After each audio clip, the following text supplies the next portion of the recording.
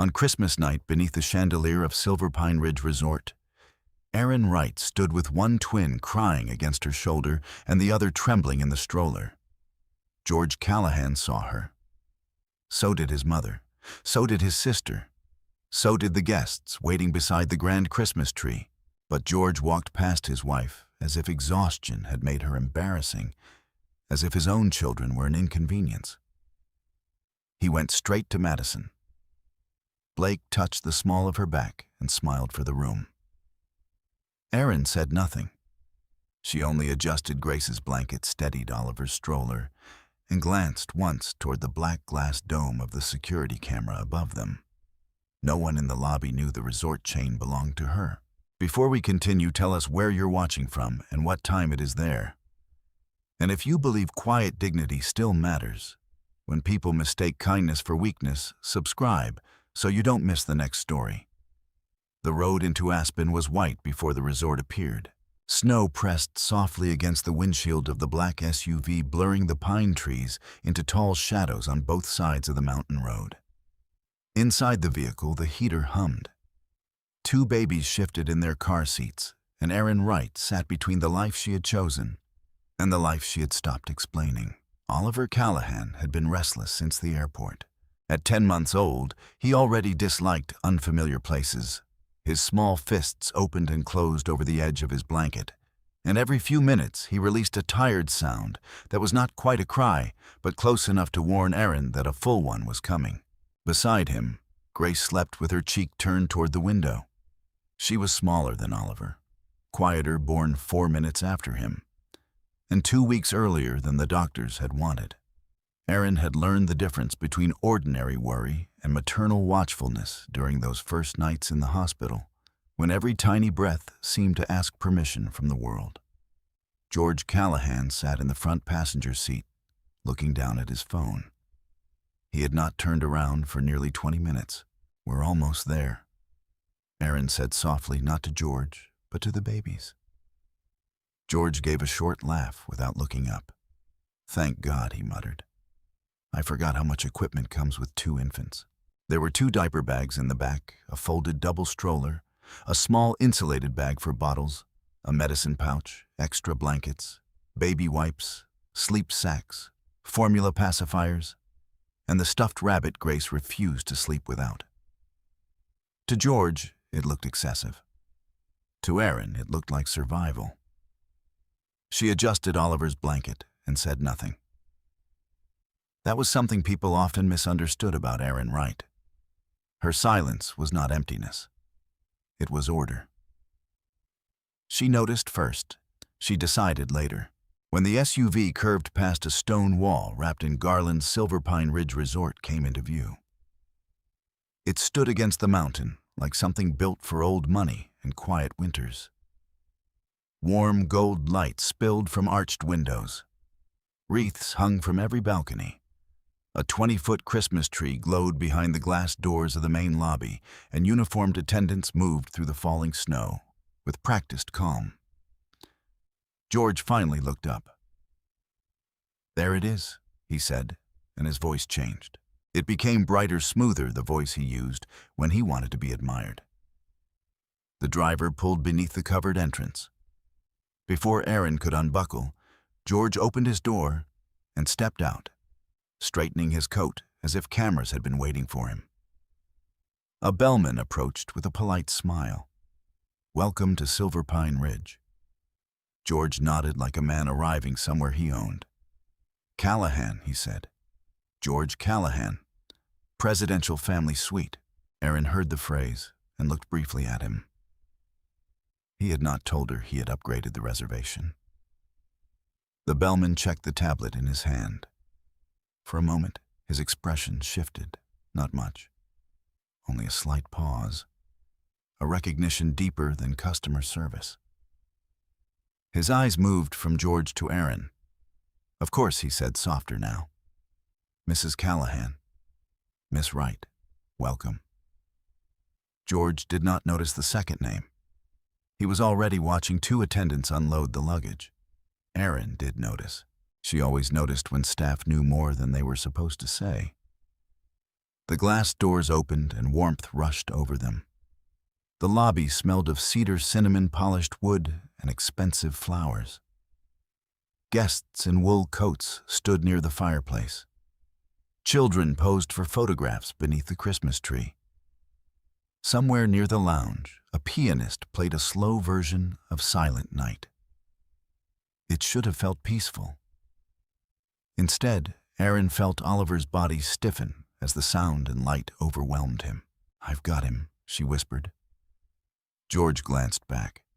"Can you keep him quiet for check-in?" he said. "I don't want a scene 5 minutes after we arrive." Aaron looked at him for 1 second. Then she unbuckled Oliver, lifted him against her chest, and let him bury his face into her sweater.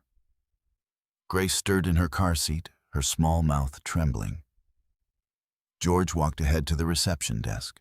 Aaron followed more slowly, one baby in her arms. One carrier hooked over her elbow, the diaper bag slipping down her shoulder. A young woman behind the desk saw her approach and immediately stepped around the counter. "Let me help you with that," she said. Her name tag read Hannah Moore. "Thank you," Aaron said. Hannah took the diaper bag carefully, then looked at Aaron's face with the kind of respect most people reserved for someone, Rentatan, whose photograph had once appeared in a private corporate file. "Your suite is ready," Hannah said. "We also arranged 2 cribs, a bottle warmer, a diaper disposal unit, and a pediatric comfort kit." George turned around. "A pediatric what a standard request for families traveling with infants," Hannah replied. Aaron had not requested it under the Callahan name. She knew exactly who had. Somewhere in the management system, her profile still carried the internal marker her father had created years ago, before she had asked the board to stop treating her like royalty inside properties she rarely visited. George smiled, as though the resort had recognized his importance. "Excellent," he said. "That's the level of service I expected." Aaron lowered her eyes to Grace, who had started waking. Hannah slid 2 key cards into a cream envelope. "Mr. Callahan also requested several additions to the stay," she said carefully. "Private lounge access, premium holiday dining, additional guest hospitality privileges, and transport credits."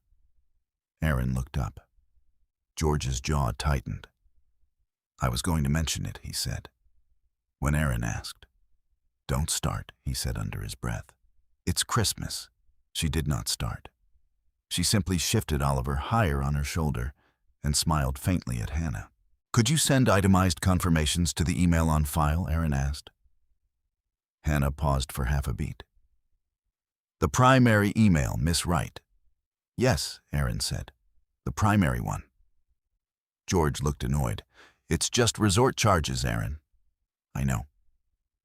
That was all she said. But in her mind, the first line had already been written. Arrival. Upgrade not discussed. Additional privileges requested by George.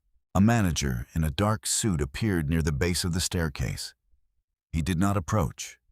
He only gave Aaron the smallest nod. Thomas Reed. He had more gray at his temples than the last time she had seen him, but his posture was the same careful, disciplined, loyal to the rules, even when emotion asked otherwise. George did not see him. George rarely noticed people who were not useful to the version of himself he was performing. The family suite occupied the top residential floor of the West Wing. It had 2 bedrooms, a sitting room, a fireplace, a balcony overlooking the slopes, and a nursery corner already prepared with 2 white cribs. For a moment, even George looked impressed. "Now this," he said, stepping into the room, "is worth the money." Aaron laid Grace gently into one crib and checked the thermostat. Too warm. She lowered it by 2 degrees, opened the baby kit, confirmed the thermometer worked, inspected the cribs, checked the sheets, washed her hands, and began unpacking the bottles. George dropped his coat over a chair. "I have to make a quick call." Aaron looked at the clock. They had been in the suite for less than 4 minutes. Now it's business. It's Christmas Eve tomorrow, which is why I need to handle it now. His phone lit up in his hand before he finished speaking. Aaron saw no name from where she stood, only the speed with which he turned the screen away. He walked toward the balcony doors. Oliver began crying again. George closed his eyes. Aaron, he's tired. We're all tired. She lifted Oliver and rocked him slowly. Grace whimpered from the crib. Aaron moved between them with the practiced rhythm of someone who no longer expected help before asking. George stepped into the hallway instead of the balcony. His voice dropped low. "I'm here," he said. Aaron's hand paused on Oliver's back. The suite was quiet except for the fire, the soft cries of the babies, and George's voice through the not-quite-closed door. "No," he said. "She doesn't suspect anything." Aaron did not move toward the door. She did not call his name. She did not demand to know who was on the phone. She picked up Grace, settled both babies as best she could, and reached for her phone on the side table. In the Notes app beneath the date, she typed, "Silver Pine Ridge arrival." George requested upgraded privileges without discussion. Secret phone call immediately after check-in. Exact phrase. She doesn't suspect anything. Then she locked the screen. Outside the window, snow kept falling over the resort her father had built. The resort George thought he could use, the resort that had already begun quietly remembering everything. By morning, Silver Pine Ridge looked like a Christmas card designed by people who understood money. Fresh snow rested on the balconies. Pine branches bowed under white weight. Down below, guests in wool coats moved toward the cafe, the ski concierge, and the glass-walled lounge where hot chocolate was served in porcelain cups instead of paper ones. Aaron had slept less than 3 hours. Oliver had woken twice. Grace had needed a bottle at 2 in the morning, then again before dawn. George had returned to the suite after midnight, smelling faintly of winter air and expensive cologne. And when Aaron asked where he had been, he kissed the top of Grace's head without touching her and said, "Walking, clearing my mind." He fell asleep within minutes. Aaron did not. At 7:30, while George showered, his phone buzzed on the nightstand. Aaron did not touch it. She did not need to. The screen lit up by itself, bright enough for her to see the notification from the doorway. Madison Blake. "Can't wait to see you this morning." Aaron stood still with a folded onesie in her hand. The shower kept running. Oliver kicked gently in the crib, awake, but quiet, staring up at the carved wooden ceiling, as if the world was still deciding whether to be kind. Grace slept with one tiny fist beside her cheek. The phone went dark. Aaron placed the onesie in the drawer. When George came out dressed too carefully for a man claiming to be on a family vacation, he found Aaron warming a bottle by the counter. "You're dressed early," she said. He adjusted his cuff. "I told you, I have a meeting. With who? A brand consultant." Aaron looked at him. On Christmas week, George's expression tightened the way it always did when a simple question left him with too few honest answers. "Business doesn't stop because you want everything to feel sentimental," he said. "You wouldn't understand that." Aaron tested the bottle against her wrist. "No," she said quietly. "Maybe I wouldn't." He took that as surrender because it was easier than recognizing restraint. The brand consultant was waiting in the Mountain View Cafe at 9. Madison Blake had chosen a table near the windows, where the light made everything around her look intentional.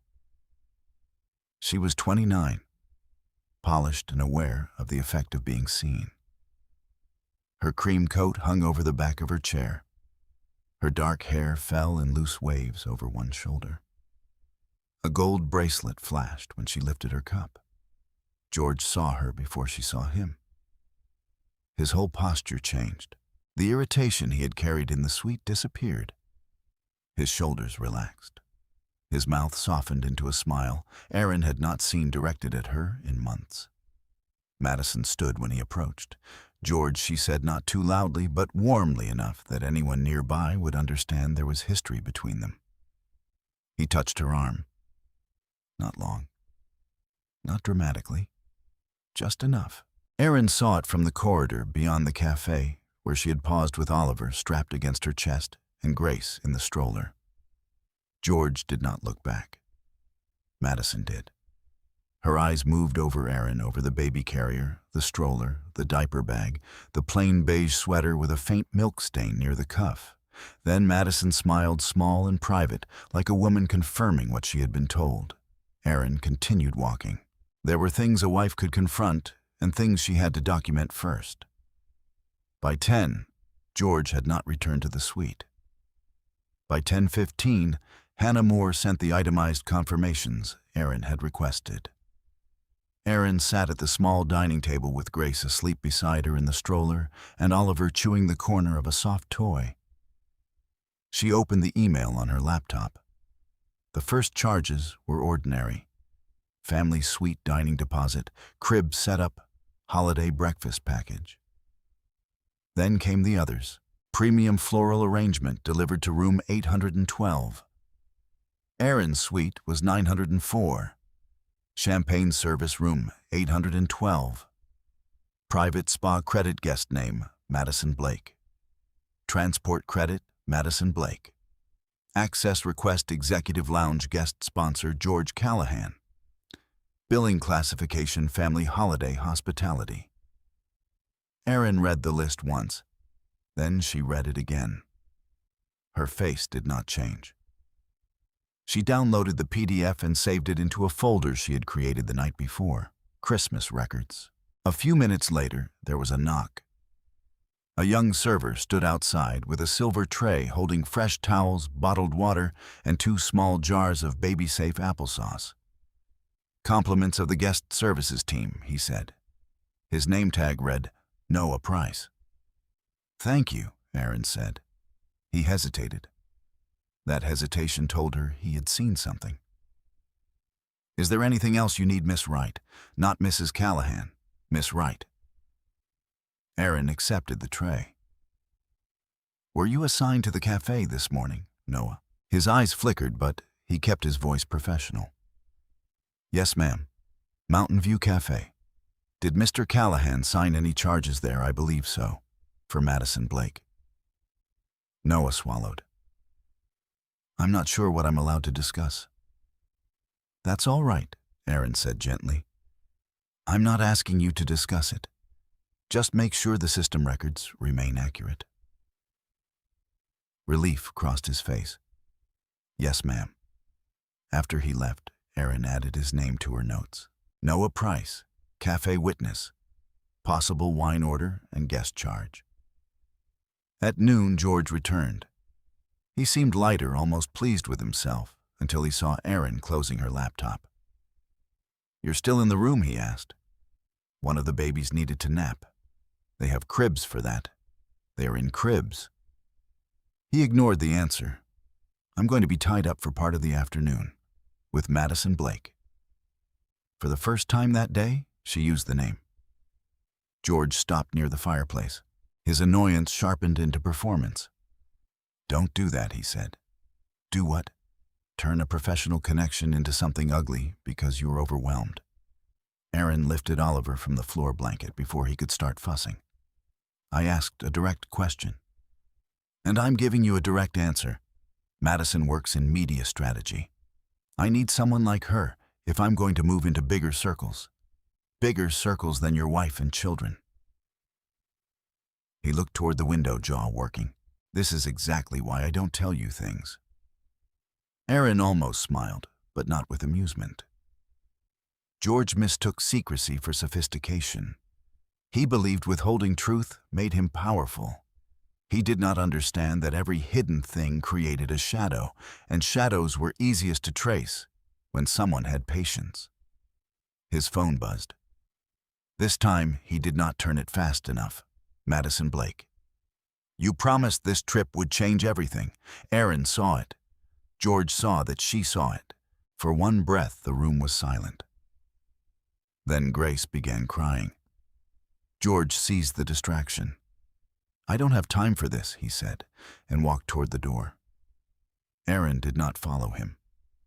She picked up Grace, settled her against her shoulder, and listened as the suite door closed. The resort remained calm around her. Logs crackled in the fireplace. Snow tapped softly against the windows. Somewhere below, holiday music drifted up from the lobby, polished and gentle, pretending every family inside these walls was whole.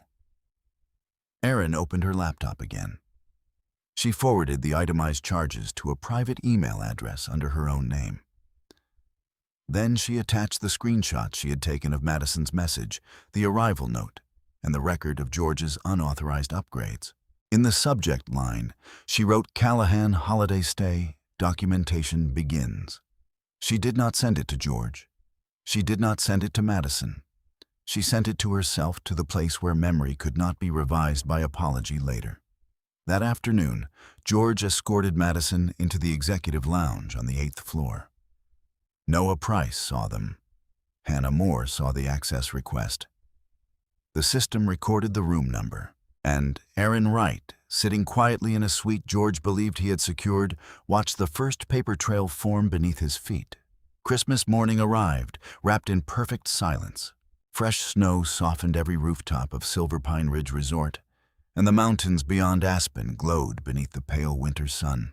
Downstairs, children ran through the lobby carrying stockings embroidered with their names, while parents paused beneath the towering Christmas tree for photographs that would become family traditions. Inside Suite 904, however, the morning had begun hours earlier. Grace woke first just after 5. Oliver followed 20 minutes later. By 6:30, Erin Wright had already warmed 4 bottles, changed 2 diapers, folded fresh blankets, washed tiny spoons, measured medicine for Grace's lingering congestion, and packed another diaper bag for breakfast. George was still asleep. Erin never woke him. She had stopped expecting shared responsibility long before she stopped hoping for it. At 7:15, George finally emerged from the bedroom wearing an expensive cashmere sweater that looked untouched by parenthood. He stretched lazily before checking his phone. "Merry Christmas," Erin said quietly. Without lifting his eyes from the screen, he answered, "Morning." Oliver reached both hands toward his father. George smiled distractedly but did not pick him up. "I'll hold him after breakfast," he said. Erin knew what that meant. It meant no. By 8, the family entered Evergreen Dining Hall, the resort's largest restaurant. The room looked almost unreal. Towering windows framed snow-covered pine forests. Crystal chandeliers reflected warm golden light across polished wooden floors. Long tables were decorated with evergreen branches, red ribbons, white candles, and delicate ornaments handcrafted by local artists. A string quartet played traditional Christmas music near the fireplace. Families laughed softly. Children wore matching holiday sweaters.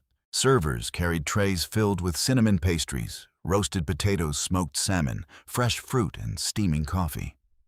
Everything had been designed to celebrate togetherness. George immediately looked relieved that several business acquaintances seemed to be present. He straightened his shoulders. "Let's sit over there." The table he chose was near the center of the restaurant, where people could easily notice him. Erin quietly unfolded the double stroller beside the table before lifting Grace into a high chair. Oliver began rubbing his eyes. He had skipped part of his morning nap. George looked around the restaurant. "I hope they behave." "They're babies," Erin answered gently. "I know." He lowered his voice. "But people notice things." Erin looked at him for a moment. "So do children." George pretended not to hear. Breakfast had barely begun when Oliver reached for Erin's glass of warm water. The glass tipped. Water spilled across the tablecloth before Erin caught it.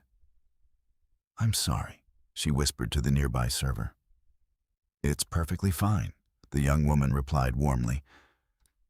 Her name tag read Sarah Coleman. She immediately brought fresh napkins. Before Erin could finish cleaning the table, Grace began crying. The unfamiliar sounds, the crowded room, and the bright lights had finally overwhelmed her. Erin lifted Grace onto her shoulder, while reaching one hand toward Oliver. She managed both children with a calm efficiency that only exhausted mothers truly understood. George sighed loudly. Several nearby guests turned instinctively. His face tightened. I knew this would happen. They're frightened, Erin said. It's Christmas morning. They're babies. They're disturbing everyone. Erin glanced around the room. Most people had already returned to their own conversations. Only George seemed deeply embarrassed. Sarah returned carrying a fresh bowl of oatmeal. I asked the kitchen to prepare this softer for the little ones. Thank you, Erin said sincerely. Before she could feed Oliver the first spoonful, another familiar voice entered the room. George. Madison Blake. She stood near the entrance wearing an elegant white wool dress beneath a tailored camel-colored coat. Her makeup was subtle. Her smile was not. George stood almost immediately. There you are. He crossed the room before Erin could even respond. Madison laughed softly as George took her coat from her shoulders. He pulled out a chair, not for his wife, for Madison. Several tables away from Erin, yet close enough for every movement to be seen. Sarah paused. She looked from Erin to George, then quickly lowered her eyes. The silence around Erin grew heavier than any argument could have been. A middle-aged couple seated nearby smiled politely. Your family is beautiful, the woman told Erin. Before Erin could answer, George spoke from across the aisle. Erin's staying with the kids. It sounded harmless, almost casual. But it erased something essential. He had not introduced her as his wife. He had not said the twins were his children. He had simply reduced her to the woman who happened to be managing 2 babies. Madison leaned slightly toward the couple. Erin is incredibly patient, she said with a sympathetic smile. I honestly don't know how she spends all day with babies. George chuckled. It takes a special personality. The words drifted across the restaurant. Not loud, not dramatic. Yet each one settled like fresh snow over something already frozen. Erin looked down at Oliver instead of looking toward them. She carefully wiped oatmeal from his chin. Grace finally stopped crying against her shoulder. Neither child would remember this morning. That thought comforted her more than anything else. Sarah quietly refilled Erin's tea.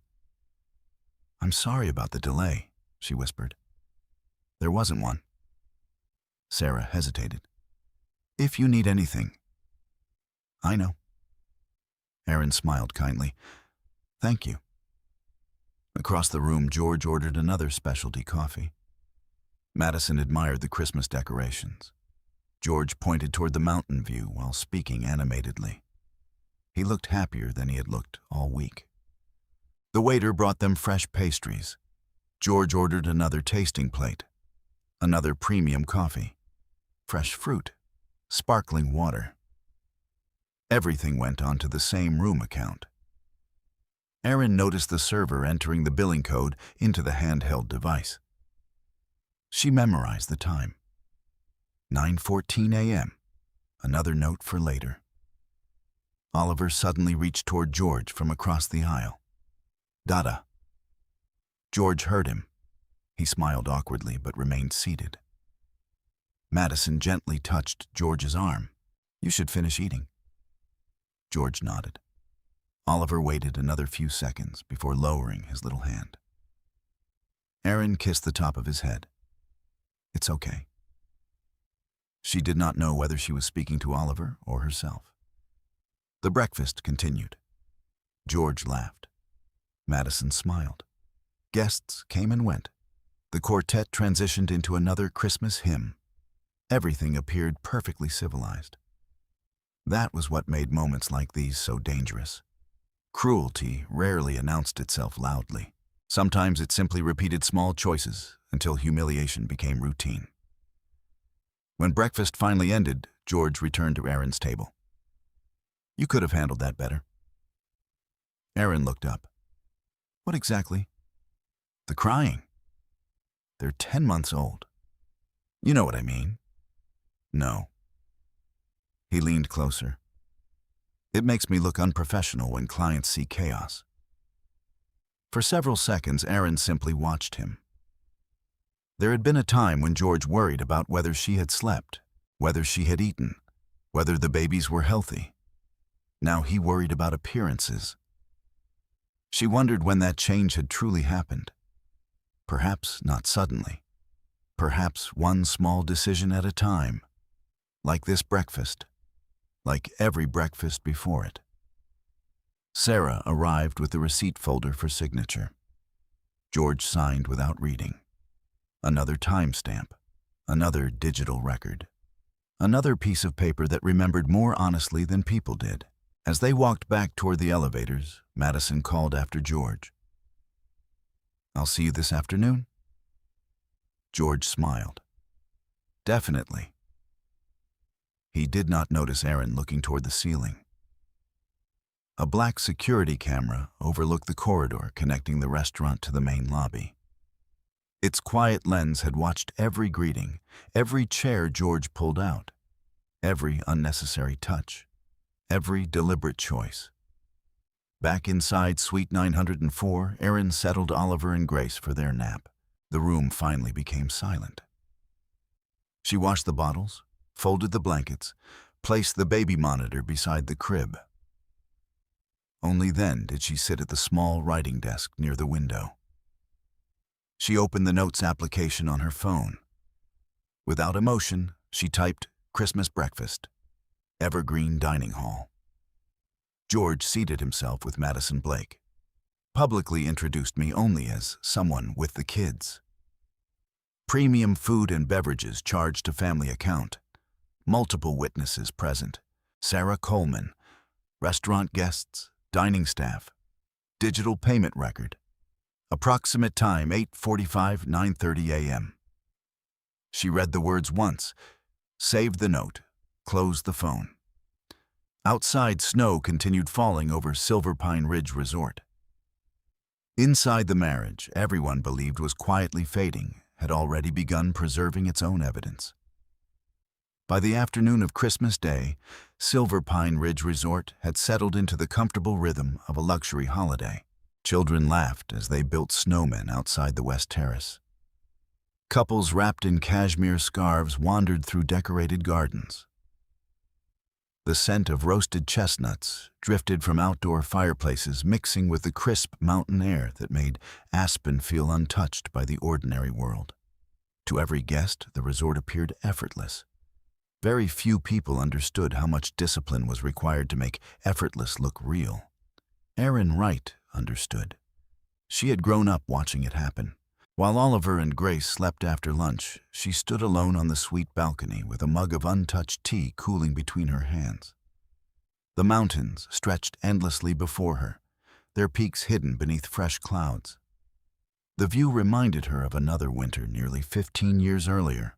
She had been 18 when her father, Samuel Wright, first brought her to Silver Pine Ridge after the resort opened. He had stood beside her on this same mountain, though the buildings had been newer, then the trees smaller, and his hair still mostly dark. "This place isn't ours," he had told her. Aaron had laughed. "But you built it." Samuel had smiled patiently. "No."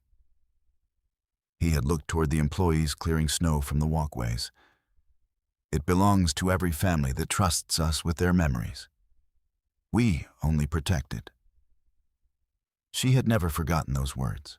Years later, after Samuel Wright passed away unexpectedly from a heart condition, ownership of Wright Harbor Resorts transferred according to a trust structure that surprised almost everyone outside the family's legal advisors. Aaron became the controlling owner. Not because she wanted power, because her father believed she understood responsibility. The newspapers had expected dramatic announcements. Instead, Aaron quietly appointed experienced executives, refused interviews, and disappeared from public attention. The board had questioned her decision. Investors wondered why the new owner never attended charity galas or industry conferences. But profits continued to rise. Employee retention improved. Customer satisfaction reached record levels. The company became known not for its owner's face, but for its consistency. That was exactly how Erin wanted it. When she married George 4 years earlier, she had told him only part of the truth. He knew her family possessed substantial wealth. He knew she received income from a trust established by her father. He knew she occasionally reviewed investment documents. He never asked for details. She never volunteered them. For a long time, she believed that silence protected something precious. Now she wondered whether it had protected the wrong person. A gentle knock interrupted her thoughts. She stepped inside before answering. Thomas Reed stood outside the suite. At 52, the general manager carried himself with the quiet confidence of someone who had solved problems for decades without needing applause. His charcoal suit looked immaculate despite the holiday crowds. "Miss Wright." "Thomas." Neither of them offered a handshake. There was no need. Respect had never required ceremony between them. "I apologize for disturbing your holiday. You wouldn't have come unless it mattered." He nodded once. "May I?" Erin stepped aside. Thomas entered carefully, lowering his voice when he noticed the baby sleeping. "I'll be brief." He handed her a sealed cream envelope. "No company logos," he said. "No electronic record outside the secure archive." Erin opened it. Inside were printed summaries rather than original documents. Thomas knew her preference. Never carry sensitive originals where they might be photographed. The first page listed guest services requested under George Callahan's authorization. Executive lounge access, private transportation, premium floral delivery, spa reservation, room service upgrades, guest hospitality privileges. Most were attached not to Suite 904, but to room 812, Madison Blake. The second page showed internal billing classifications. Several expenses had been coded as a family hospitality. Others referenced account privileges connected to Erin's ownership profile without George's knowledge. Nothing illegal had occurred within the accounting system itself. But George had clearly represented Madison's expenses as appropriate family benefits. Thomas watched Erin read. She never hurried. Every line received equal attention. Finally, she looked up. "Who else has seen these?" "My finance director. Our internal compliance officer." No one outside required reporting. "And Madison?" Thomas shook his head. "She has no official relationship with Wright Harbor Resorts." "No consulting agreement?" "No." "No marketing contract?" "No." "Any approved vendor status?" "None." Erin nodded thoughtfully. So every hospitality benefit she received came through George. "Correct." Thomas waited.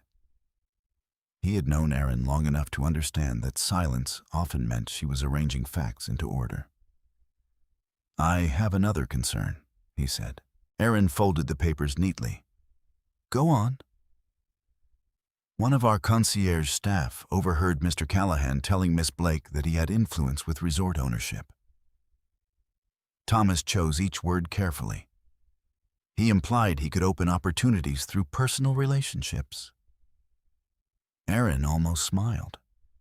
Not because anything was amusing, because irony often required no embellishment.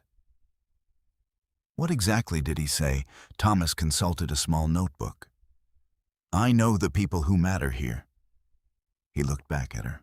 "Our employee recorded the statement immediately afterward, as required." Erin closed the folder. "My father always said people reveal themselves most clearly when they believe no one important is listening." Thomas remembered Samuel Wright saying those exact words. He also remembered a younger Erin standing beside her father during management meetings, speaking less than anyone else, while remembering more than everyone else. The security team also informed me, Thomas continued, that your husband requested access to the executive owner lounge using your family profile. Was access granted? For him, yes. And for Miss Blake, a temporary guest authorization. Under whose approval? Thomas answered immediately. Mr. Callahan's. Erin leaned back slightly. He never had authority to extend owner-level privileges. No. Was policy followed? The system permitted the request because he was traveling under your household reservation. But the request exists. Thomas understood what she meant. Yes. It exists. Documentation mattered, not because every mistake deserved punishment, but because accurate records prevented later revisions of memory. People forgot conversations. Computers usually did not. Thomas reached into his inside pocket. There is one more item. This time, he produced a small folded note. Our compliance office drafted this after reviewing holiday activity. Erin unfolded it. A timeline. Every premium service George had approved since arrival. Every destination, every signature, every digital authorization, every timestamp. Nothing emotional, nothing interpretive, only facts. She appreciated that. Facts stayed standing when feelings became exhausted. Thomas spoke quietly. I wasn't certain whether to bring this today. You made the right decision. I know this is personal. It stopped being only personal when company systems became involved. Thomas gave a respectful nod. That answer sounded exactly like Samuel Wright. For a brief moment, father and daughter became impossible to separate. I've instructed our legal archive to preserve all associated records, Thomas said. No action beyond preservation. No employee discussion. No special treatment. Thank you. She meant it. Thomas never confused loyalty with interference. He simply ensured that truth remained available when needed. Before leaving, he hesitated near the nursery. Oliver stirred in his crib. Grace sighed softly in her sleep. They're beautiful children. They are. I hope someday they remember happier Christmases. Erin looked at her son for several quiet seconds. They will. Thomas believed her. Not because circumstances looked hopeful, because Erin rarely promised anything she could not eventually build. After he left, Erin returned to the balcony. The folder rested unopened beside her tea. Below, she spotted George walking across the courtyard. Madison walked beside him. He laughed at something she said. Then, with complete confidence, he gestured toward the grand hotel behind them. His hands swept across the buildings as though introducing a kingdom he believed he understood. He never noticed the cameras mounted beneath the rooflines. He never wondered who reviewed the access logs. He never imagined that every privilege he claimed so casually belonged in the end, to the quiet woman upstairs, rocking their children to sleep. Erin watched until they disappeared beneath the covered walkway. Then she opened her phone once more. Under the growing file labeled Christmas Records, she added another entry. Unauthorized extension of owner privileges. Internal documentation preserved. Compliance archive secured. General manager confirms Madison Blake has no official relationship with Wright Harbor Resorts. She saved the note outside snow continued falling across land her father had entrusted to her. Inside the resort kept doing what it had always done. It welcomed every guest equally. It judged no one. It simply remembered everything. Christmas Eve dinner had always been the centerpiece of Silver Pine Ridge Resort's holiday season. Every year, reservations filled months in advance. Families returned generation after generation, requesting the same tables, the same suites, the same traditions. Children who had once stood on chairs to reach the dessert buffet now arrived with children of their own. The evening was less about luxury than memory. That was why the ballroom had been prepared with extraordinary care. Towering spruce trees lined the entrance, decorated with thousands of white lights that reflected softly against polished marble floors. Crystal chandeliers cast warm light over round tables dressed in ivory linen. Long garlands of cedar and eucalyptus wound around the balcony railings, while candles flickered inside glass lanterns that filled the room with a quiet golden glow. A string orchestra played gentle Christmas classics from a raised platform near the fireplace. No voices were raised. Even the children seemed to whisper. By 6 o'clock, Erin Wright had already spent nearly an hour preparing Oliver and Grace. She changed both babies into matching cream-colored holiday outfits, checked Grace's temperature twice, to be certain her congestion had not returned, packed extra bottles, wipes, formula spare, clothes, medicine blankets, and 2 favorite stuffed animals. George watched from across the room while adjusting his cufflinks. Do we really need all of that? Erin zipped the diaper bag. We've needed every item at least once. It makes us look like we're moving in. She looked at him calmly. It makes us look like parents. George sighed. I just want tonight to be smoother. So do I. He didn't answer. For a brief second, Erin wondered whether he understood that smooth evenings were built by invisible work. Bottles prepared before anyone was thirsty. Blankets packed before anyone felt cold. Medicine carried before anyone became ill. The work was ordinary, which was exactly why George no longer saw it. When they entered the grand ballroom, dozens of conversations blended into a gentle, holiday murmur. A hostess smiled warmly. Good evening, Mr. and Mrs. Callahan. George nodded confidently. Our table? She checked her tablet. Right this way. The hostess led them toward table 12 near the center of the ballroom. George stopped walking. Actually, he said, I'll be joining another group later. The hostess looked confused. Your reservation is for 4 adults and 2 infants. George smiled politely. Plans changed. Erin had not been told. The hostess glanced discreetly toward Erin before rearranging the seating chart. Of course. Within minutes, George had moved to table 5. It was closer to the orchestra, closer to the panoramic windows, closer to where influential guests usually gathered, closer to Madison Blake. She wore a deep burgundy evening dress that matched the holiday decorations almost perfectly. When George approached, she stood with an easy smile. I was wondering if you'd make it. I wouldn't miss it. He pulled out her chair. Again. The gesture was graceful, practiced, instinctive. Across the ballroom, Erin settled into a smaller table beside a decorated column. From there, she could comfortably reach both babies while remaining slightly removed from the crowd.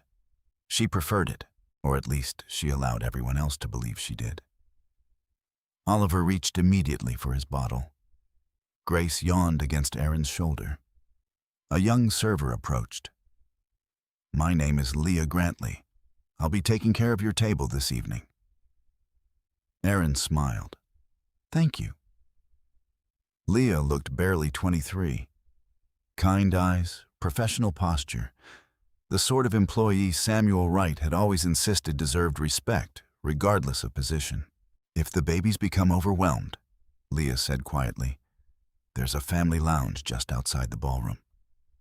I appreciate that. Leah hesitated. If you need help carrying anything, I'll let you know. Across the room, George had already ordered wine. Not ordinary wine. A bottle from the resort's private reserve. Leah returned holding Erin's menu. Would you like me to bring your meal in courses so you can manage the babies more easily? That would help. I'll make sure the kitchen knows. The orchestra transitioned into "O Holy Night." Guests applauded softly. Then Aaron heard laughter. George's. She looked up. Madison leaned toward him, laughing at something he had whispered. A few moments later, George lifted his glass. The sommelier poured wine. Madison reached across the table and briefly touched George's wrist. Not dramatically, just enough to suggest familiarity. Several nearby guests noticed. Aaron noticed something else. The server processing the order entered George's room number into the handheld billing terminal. Another digital record, another timestamp, another expense. Leah returned with Aaron's meal. Before she could set down the plate, Oliver became fussy. "I'm sorry," Aaron said. "No apology necessary." Leah smiled warmly. "I have 2 younger brothers, I remember." Without waiting to be asked, she placed Aaron's food beneath a warming cover so it would stay hot. Small kindnesses often arrived from people who possessed the least authority. Large cruelties often arrived from those convinced they possessed the most. Halfway through dinner, one of George's business acquaintances approached table 5. "George." George stood to shake hands. "Merry Christmas." The man looked toward Madison. "And your wife?" George smiled easily. "This is Madison." The businessman extended his hand politely. "Pleasure." Then his eyes drifted across the ballroom until they settled on Aaron feeding Grace. "And the lady with the babies," George answered before anyone else could. "She's taking care of them." "Not my wife, not the mother of my children. Just, she's taking care of them." The businessman nodded uncertainly. Something about the answer felt incomplete. Across the room, Aaron continued feeding Grace, without lifting her eyes. She had heard every word. She simply chose not to interrupt them with correction. Truth did not become stronger because it was shouted first. Leah quietly refilled Aaron's tea. "I can walk the stroller for a few minutes if you'd like to finish dinner." Aaron smiled gratefully. "Thank you, but they'll settle soon." Leah nodded. She did not realize she had just become another witness. At 7:42, George signed another receipt. Holiday reserve wine, premium tasting menu, imported chocolates, private dessert service, all charged to suite 904. Leah noticed the billing code. So did the restaurant supervisor reviewing transactions from the service station. Across the ballroom, Madison leaned closer. "You've spoiled me all day." George laughed. "I've barely started." The words carried farther than he intended. Several guests smiled politely. One elderly couple exchanged a brief glance. Aaron reached into her diaper bag and removed Oliver's favorite stuffed bear. He immediately relaxed. Children rarely needed expensive gestures. They needed presence. George never looked toward his son. The orchestra paused for a short intermission. Guests stood mingling between tables. Madison admired the ballroom decorations. George offered his arm. She accepted it without hesitation. Together, they walked slowly beneath the chandeliers as though attending the evening as a couple. A photographer employed by the resort politely approached. "Would you two like a holiday portrait?" George hesitated only a fraction of a second. "Why not?" The flash illuminated their smiles. At that exact moment, Aaron was kneeling beside Grace's stroller, fastening a blanket that had slipped onto the floor. She never noticed the photograph being taken. Thomas Reed did. Standing near the ballroom entrance, he watched quietly. He neither interrupted nor instructed anyone. Aaron had asked for professionalism. Professionalism included observation. Nothing more, nothing less. A few minutes later, George finally returned to Erin's table. The atmosphere over there is much better. Erin looked up from adjusting Oliver's bib. I'm glad. You could have joined us. I wasn't invited. George frowned. You make everything sound dramatic. No. She stood slowly, lifting Grace into her arms. I only describe what happened. For a moment, George had no response, because description was harder to argue with than accusation. Leah appeared beside them, carrying the final receipt folder. George signed automatically. Time, date, digital authorization. Everything entered the resort's permanent records. As the family left the ballroom, Erin glanced once toward the ceiling. Another discreet security camera overlooked the main entrance. It had seen George escort Madison through the room. It had seen him pose for the holiday photograph. It had seen Erin spend nearly the entire evening caring for Oliver and Grace alone.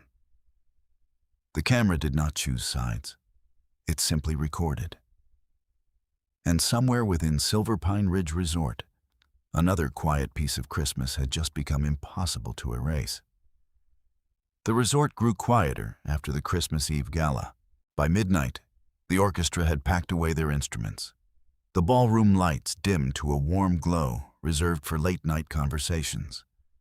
And most families had returned to their suites, carrying sleeping children wrapped gifts and photographs they believed would become happy memories. Suite 904 was dark except for the fireplace. Oliver had finally fallen asleep after nearly an hour of fussing. Grace slept beside him with one tiny hand resting outside her blanket. Erin sat alone at the dining table. George had not returned. She looked once at the clock. 12:18 a.m. Then she opened her laptop. Unlike George, she never worked best when emotions were loud. She worked when the house was quiet. The secure email account connected to Wright Harbor Resorts had already received several automated notifications generated during the day. Most guests never saw those reports. Ownership profiles followed different rules. Erin entered her authentication code and opened the first message. Holiday expense summary. Active stay. She read slowly. Dinner service. Executive wine reserve. Private dessert arrangement. Premium floral delivery. Luxury transportation. Spa reservation. Executive lounge hospitality. Most expenses were attached to guest authorizations created by George. Nearly all benefited Madison Blake. Several had been categorized under the family holiday account linked to Suite 904. One document caught Erin's attention immediately. Authorization override log. She opened it. The report showed every request George had submitted since arriving at the resort. Room upgrades, guest privileges, transportation, exclusive lounge access.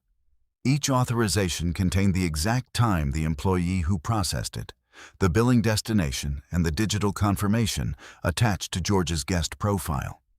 There were no missing entries. There rarely were. Luxury hospitality depended on documentation. Without records, guests questioned invoices. Without records, companies lost lawsuits. Without records, truth became negotiable. Erin downloaded every file.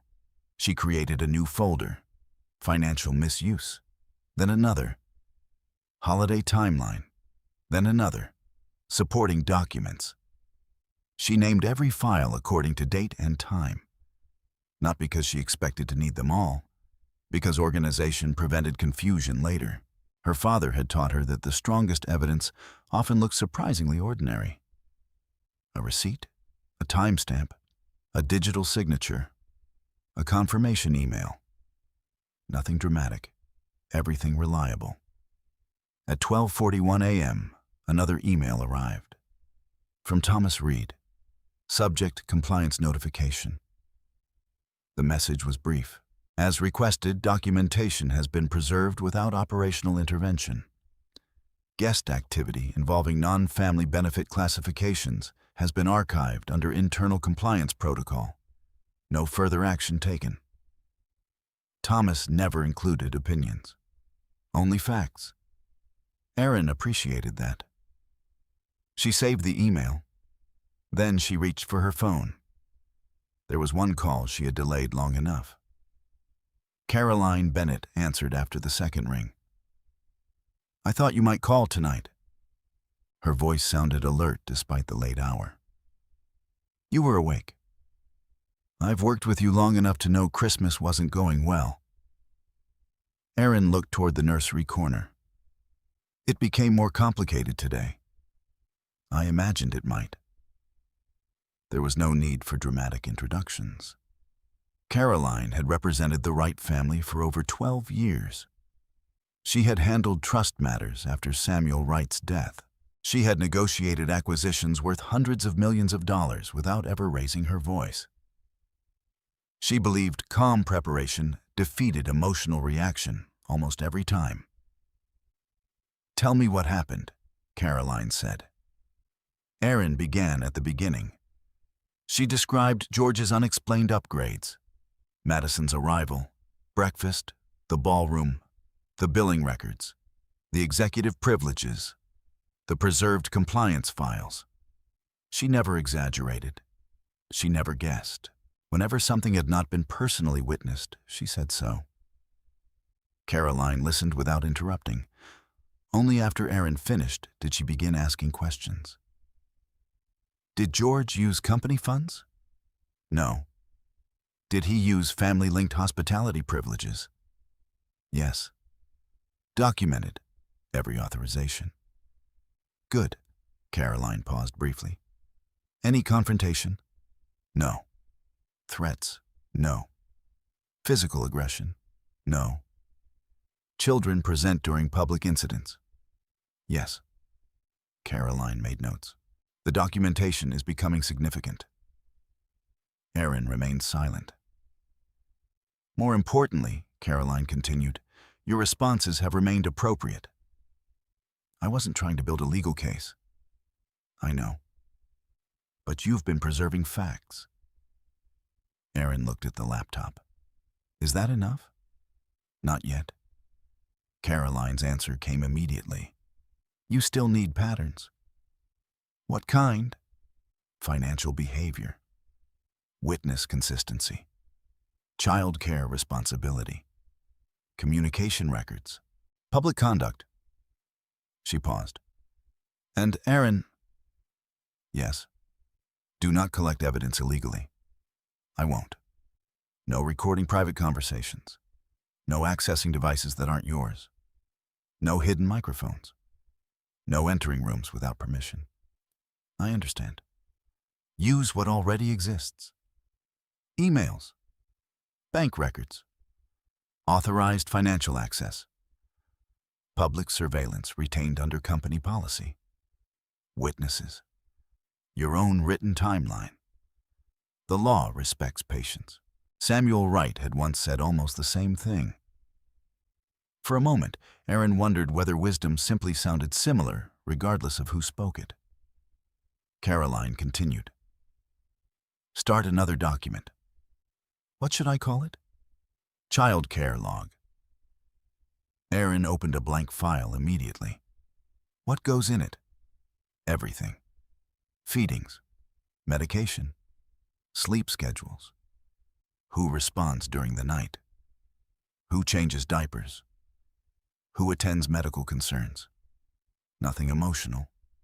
Just reality." Erin typed the title, "Child Care Log." Caroline added another instruction, "Create one more." "Witness list." Erin obeyed. "Witnesses don't need statements yet," Caroline said. "Only names. When? Where? What they likely observed." Erin began entering them. Hannah Moore, reception, arrival. Sarah Coleman, Christmas breakfast. Leah Grantley, Christmas Eve dinner. Thomas Reed, multiple observations. Noah Price, Mountain View Cafe. Dr. Melissa Lane, not yet applicable. The last name remained blank. There would be others. There usually were. George still believes, Aaron said quietly, that I'm simply keeping busy. Caroline almost sighed. People often underestimate organized women, especially when children are involved. The sentence lingered, because both women knew it was true. Many assumed motherhood made women less observant. Sometimes it made them impossible to deceive. After ending the call, Aaron organized every document once more. She renamed files, added dates, cross-referenced receipts, attached email confirmations. By 1:30 in the morning, everything existed in 3 separate secure locations: cloud archive, encrypted drive, legal folder. Redundancy prevented accidents or convenient disappearances. The suite door unlocked at 1:47 a.m. George entered quietly. He loosened his tie and looked surprised to find Aaron still awake. "You're working." "I'm organizing things." He laughed softly. "On Christmas, I couldn't sleep." George poured himself a glass of water. "You worry too much." "Maybe." He leaned against the counter. "I was networking."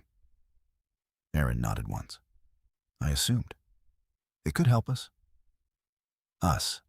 The word landed strangely, not because it was false, because it had become habitual rather than meaningful. George finished his water. "I'm exhausted." He disappeared into the bedroom. Within minutes, Aaron heard him sleeping. She remained at the table. The fireplace crackled quietly. Snow drifted beyond the balcony doors. Oliver stirred once before settling again. Grace breathed steadily. Aaron looked at the newest folder on her desktop. Child care log. She opened it. December 24th, 5:08 a.m., Grace feeding. Aaron, 5:31 a.m., Oliver feeding. Aaron, 8:15 a.m., breakfast care. Aaron, 2:10 p.m., nap routine. Aaron, 7:05 p.m., dinner care. Aaron, 10:42 p.m., bedtime. Aaron. Father participation none observed. She stared at the final line for several seconds. Then she changed it. Father participation not documented today. That wording was fair, accurate, objective, exactly the way evidence should be. She saved the file, closed the laptop, and while George slept peacefully in the next room, convinced his secrets remained hidden, Aaron quietly completed the first organized record that would one day speak far more clearly than anger ever could. Christmas Day gave way to the quiet stretch between holidays when guests lingered over long breakfasts. Children spent entire afternoons in the snow, and the resort settled into a slower rhythm. For most families, it was the most relaxing part of the vacation. For Aaron Wright, it became the day her husband's private choices acquired an audience. At 9 o'clock that morning, a black luxury SUV stopped beneath the covered entrance of Silver Pine Ridge Resort. The concierge staff moved efficiently through the fresh snow as 3 guests stepped out. Linda Callahan emerged first. At 62, she carried herself with the confidence of someone who believed experience entitled her to certainty. Her tailored camel coat, pearl earrings, and carefully styled silver hair projected refinement, but years of quiet judgment had settled permanently into the corners of her expression. Behind her came Paige Callahan. George's younger sister was 31. Fashionable, energetic, and permanently connected to her phone. She documented nearly every moment of her life online, convinced that carefully selected photographs revealed the truth. The final passenger was George himself. He had gone down early to greet them while Aaron stayed upstairs feeding Oliver and Grace. By the time Aaron finished dressing the twins in warm winter clothes, there was another knock at Suite 904. George opened the door before Aaron reached it. "There you are," Linda said as she stepped inside. Her eyes swept across the suite. They lingered only briefly on her grandchildren before settling on Aaron. You look tired. I slept a little better last night, Erin answered politely. Linda smiled without warmth. Motherhood certainly changes a woman. Erin simply nodded. Oliver stretched both arms toward his grandmother. Linda kissed the top of his head. Grace received a similar greeting. Then Linda's attention drifted back to Erin. I expected you to dress up a little more. Erin looked down at her own clothes. A simple beige sweater, dark jeans, comfortable winter boots. She had chosen warmth over appearance because she expected to spend the day carrying 2 babies through the snow. We're taking the children outside later, Erin said. Linda adjusted one pearl earring. Still, before Erin could respond, Paige entered carrying 2 expensive shopping bags. Merry Christmas. She hugged George enthusiastically. Then she smiled at Erin. I almost didn't recognize you. George laughed lightly. She's been in mom mode all week. Paige looked around the room. I can see that. The remark sounded playful. Its intention was not. Grace began fussing. Erin lifted her gently, rocking her against her shoulder. Linda watched for a moment. You know, she said, when George was a baby, I never let motherhood consume my entire identity. Erin kept rocking Grace. I don't think it has. No. Linda gestured toward the diaper bags, folded blankets bottles lined neatly across the counter. This room tells a different story. George remained silent. He neither defended Erin nor challenged his mother. That silence carried its own meaning. A few minutes later, another knock sounded. George smiled before opening the door. Madison Blake stood outside. She wore a fitted white ski jacket with matching gloves and dark sunglasses resting on her head. Good morning.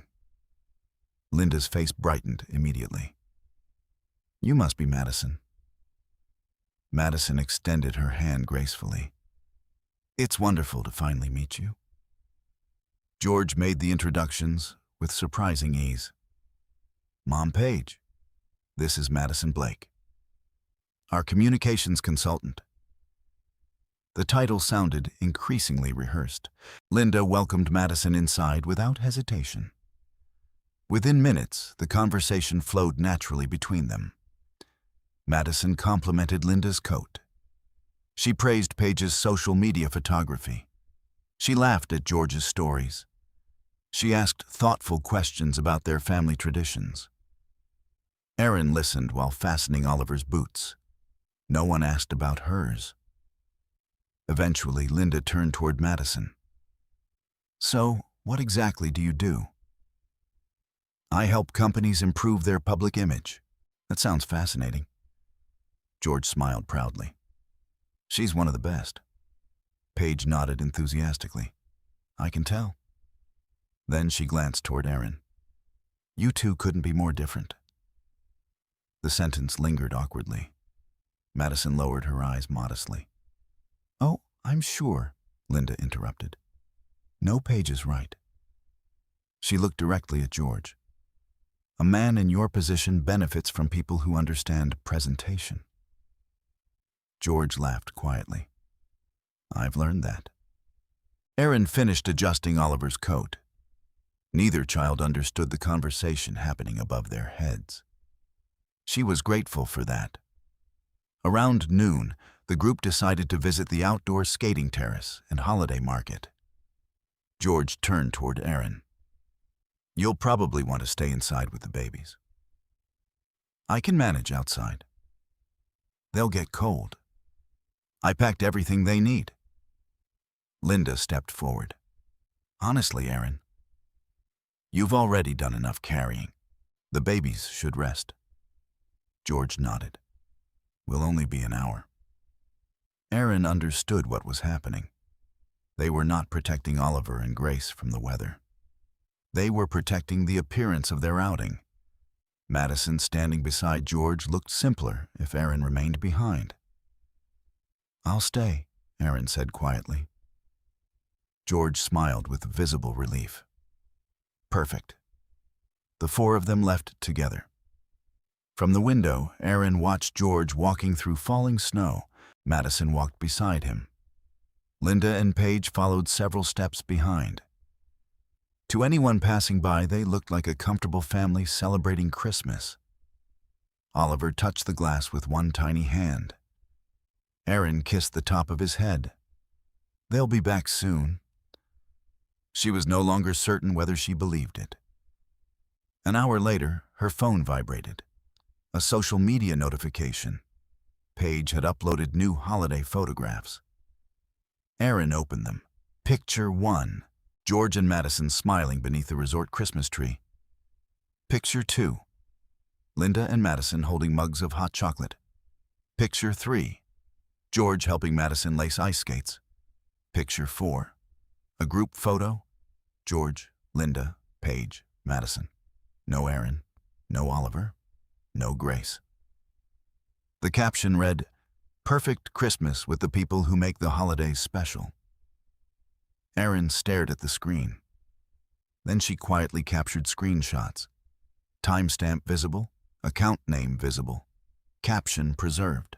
She stored them inside the folder labeled Christmas Records. 20 minutes later, there was another knock. Thomas Reed entered after Aaron invited him inside. He carried no folder this time, only a tablet. "I wanted to make you aware of something." "What happened?" "Miss Blake requested access to the owner's summit lounge." Aaron looked up. On what basis?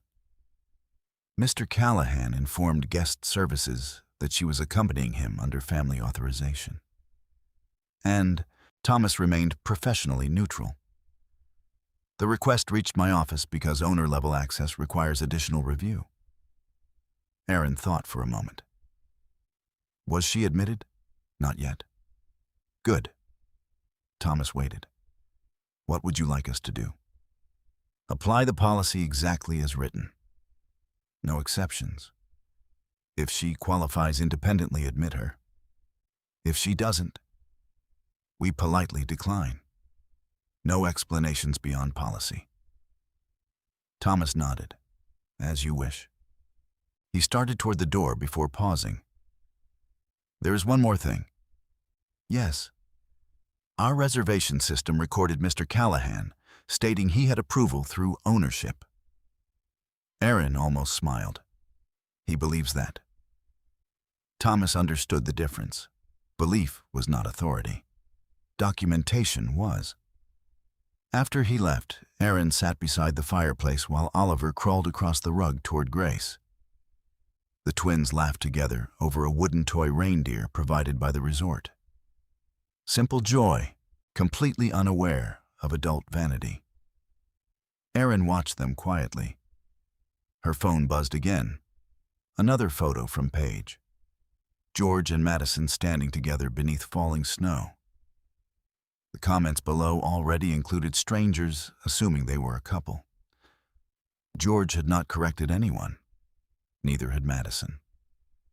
Aaron took one final screenshot. She placed the phone face down.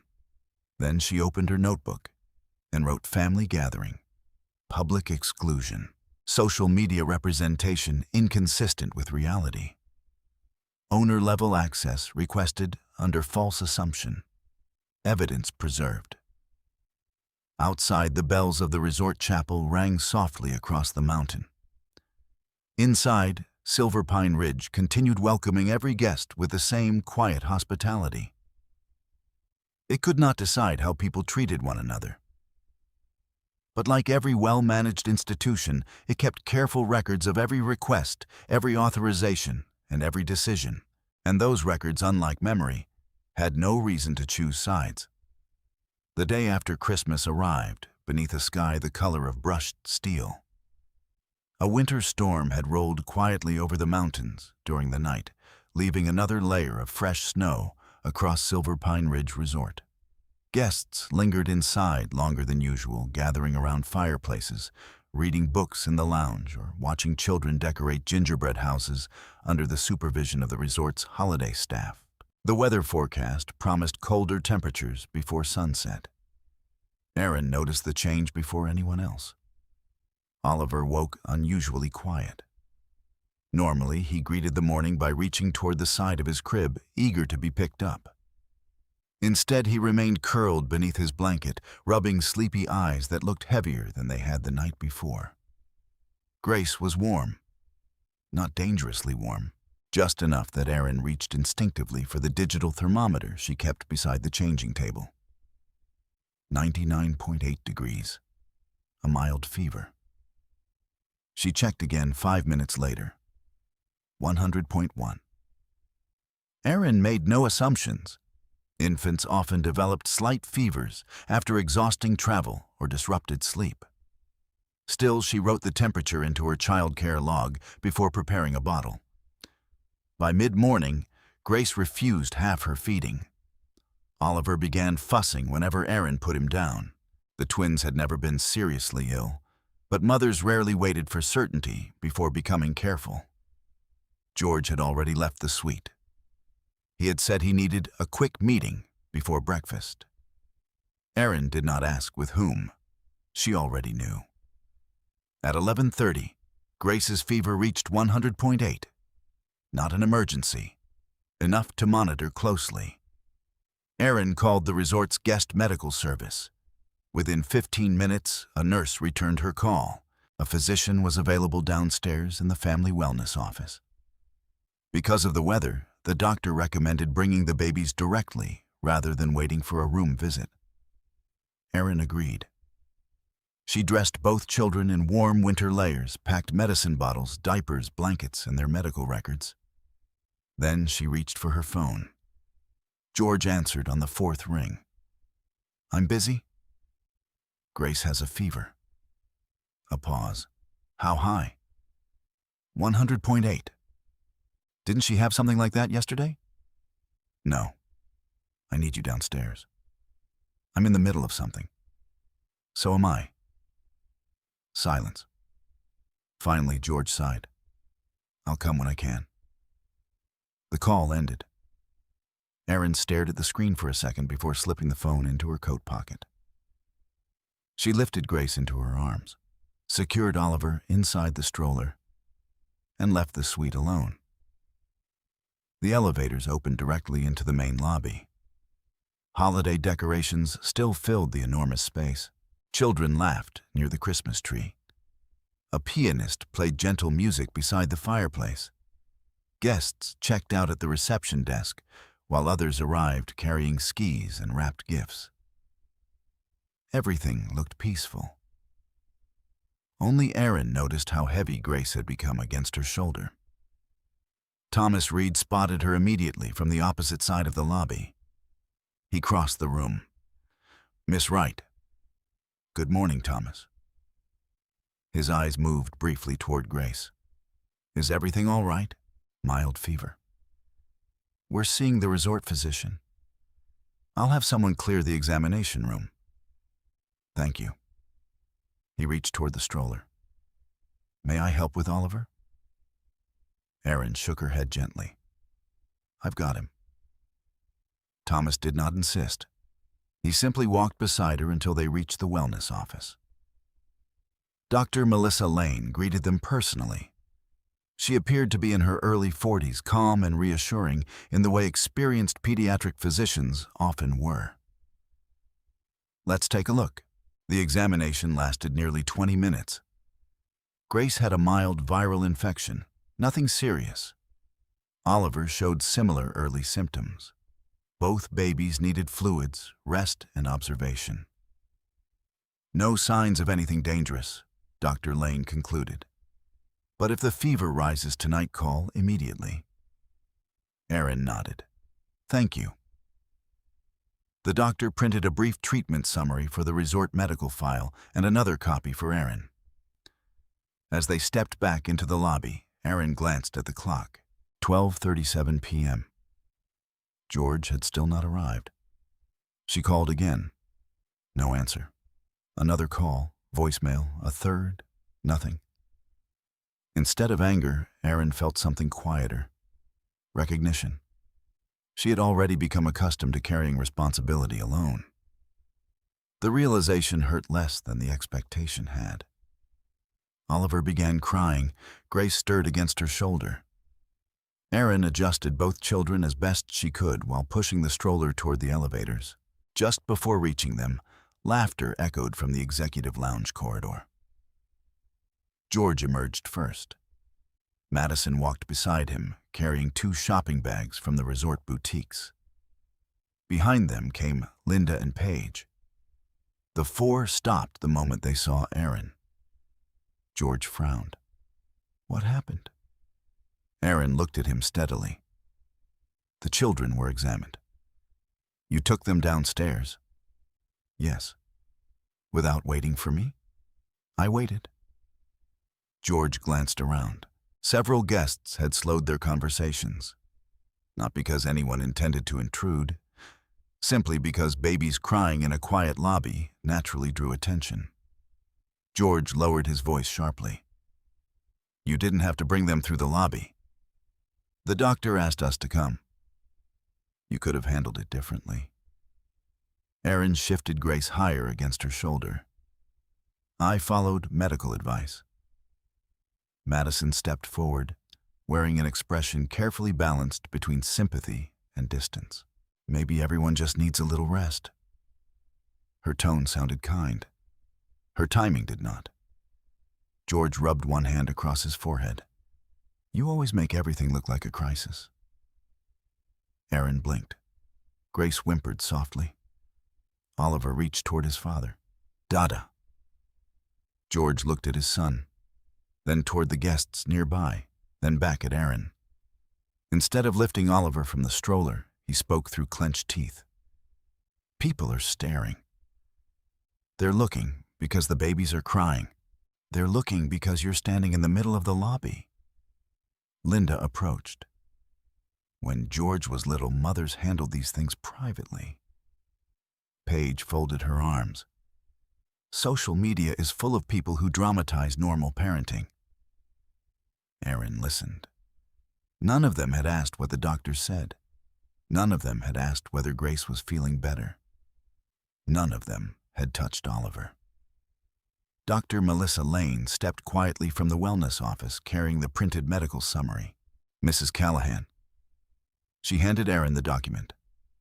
Remember to monitor both temperatures every few hours. George barely glanced toward the physician. See, he said. It wasn't serious. No, Erin answered calmly. It wasn't. So why all this? She looked at him for several long seconds. Because there are children. The words landed with surprising weight. Around them, the lobby remained almost silent. Not because anyone enjoyed witnessing family conflict, because the difference between concern and embarrassment had become impossible to ignore. Oliver stretched both arms toward George again. This time, he even smiled. George hesitated, just long enough. Then Madison quietly touched his sleeve. We're going to be late. George looked at Oliver, then at Madison. Finally, he stepped backward. I'll check on them later. He turned. Madison followed. Linda and Paige exchanged uncomfortable glances before walking after them. Within moments, they disappeared toward the restaurant corridor. Oliver's smile faded. He looked after his father without understanding absence. Children that young never did. Thomas Reed had witnessed everything from several yards away. He remained where he was. He understood Erin had never wanted intervention. Only professionalism, only facts, only procedure. Dr. Lane quietly spoke to Erin again. I'll update the medical file with today's examination. Thank you. If either child worsens, I'll call. Erin adjusted the diaper bag on her shoulder. Then she bent down, kissed Oliver's forehead, and began pushing the stroller toward the elevators. As the doors opened, she glanced once toward the black security camera mounted above the lobby entrance. It had recorded her arrival with 2 babies. It had recorded George emerging from the executive lounge. It had recorded every word spoken in public view. Not opinions, not assumptions, only what had happened. Inside the elevator, Grace finally fell asleep against Aaron's shoulder. Oliver rested one small hand on the edge of the stroller. Aaron looked at the medical summary in her hand, then at the closed elevator doors. For the first time since arriving at Silver Pine Ridge, she understood something with complete clarity. She was no longer preserving records because she hoped George would change. She was preserving them because one day someone would need to understand why she finally did. The storm lingered over Aspen through the night. Wind swept across the mountains, piling fresh snow against the windows of Silver Pine Ridge Resort. Most guests remained inside, grateful for fireplaces, warm drinks, and another quiet holiday evening. Suite 904 stayed peaceful. Grace's fever had begun to fall after medication and rest. Oliver slept beside his sister, waking only once before midnight. For the first time in several days, the twins seemed comfortable. Aaron remained awake. Not because the children needed her, because the documents did. At 6:30 the following morning, while the resort slowly came alive downstairs, Aaron carried her laptop onto the balcony sitting area, overlooking the snow-covered slopes. The mountain air was cold enough to fog the glass doors behind her. She preferred the silence. Facts deserved silence. She opened the secure archive she had built over the previous 4 days. The folders had grown steadily. Christmas records, financial misuse, holiday timeline, childcare log, witness list, medical records. She reviewed each one carefully. No missing dates, no emotional comments, no speculation. Only events that could be supported by documents, witnesses, or company records. Her phone vibrated. Caroline Bennett. "Good morning. How are the children? Better? And you?" Aaron smiled faintly. "I'll answer that later." Caroline understood. "I reviewed everything you sent." "What do you think?" "I think your marriage and your legal position are becoming two separate conversations." Aaron remained silent. Caroline continued. "If George had simply been emotionally distant, we'd be discussing counseling. But he repeatedly used family-linked privileges for another woman. He represented expenses inaccurately. He abandoned childcare responsibilities during documented incidents. And most importantly," Caroline paused, "he did all of it while creating records." Aaron looked toward the mountains. "So, what happens now?" "Preparation." Caroline's answer came immediately. Nothing dramatic. No confrontation. No public accusations. We continue preserving evidence. Aaron nodded. "I've already organized everything chronologically." I noticed. I also noticed something else. "What?" "You never once described George as a bad father." Aaron looked down at the childcare log. "I described what happened." "Exactly." Caroline sounded almost satisfied.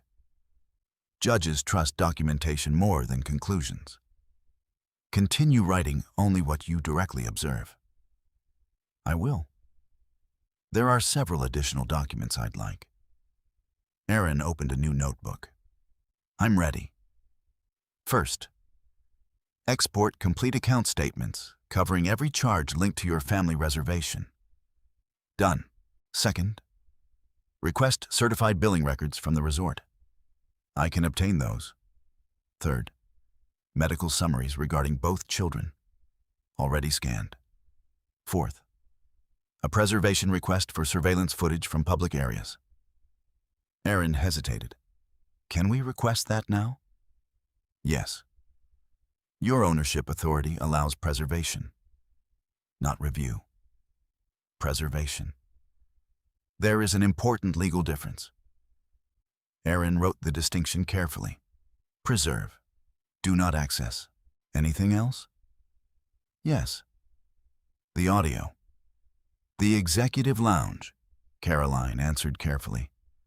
I only want confirmation whether public security recording exists under posted policy. If recordings are created, routinely request they not be deleted. No one reviews them unless necessary. Understood. When the call ended, Aaron sent 3 emails. The first went to Thomas Reed. Please preserve all CCTV footage covering the lobby, restaurant entrance, executive lounge, corridor, elevator, lobby, and reception desk from December 23rd through the end of our stay. Preservation only. No review requested at this time. The second went to the Corporate Compliance Office. Please preserve all digital authorization logs associated with guest George Callahan and linked hospitality requests during current stay. The third went to the resort's medical administration. Please retain all treatment records concerning Oliver Callahan and Grace Callahan. Within 15 minutes, replies began arriving. Thomas responded first. Preservation initiated. Compliance followed. Archive secured. Medical administration confirmed. Records retained according to policy. Everything happened quietly, exactly as Aaron preferred. Around noon, George entered the suite carrying shopping bags. You missed breakfast. I was working. He placed the bags on the sofa. I bought presents. For who? He smiled. For everyone. Aaron noticed one luxury boutique bag bore the logo of a jewelry store inside the resort. Another carried a designer clothing label. Neither appeared intended for children. George noticed her looking. It's just shopping. I'm sure. He loosened his scarf. You've been buried in that laptop for days. I've had things to organize. He laughed. You always organize everything. She looked at him. It saves time later. He interpreted the sentence as harmless. It wasn't. While George unpacked boxes across the living room, Aaron quietly received another email. This one came from Thomas personally. Subject: Executive Lounge Security Notice. She opened it. Per your inquiry, public notice signage confirms audio and video monitoring in common security areas surrounding executive lounge entrances. Archive preservation completed in accordance with corporate policy. Access remains restricted, pending legal authorization. She read it twice, then saved it inside legal preservation.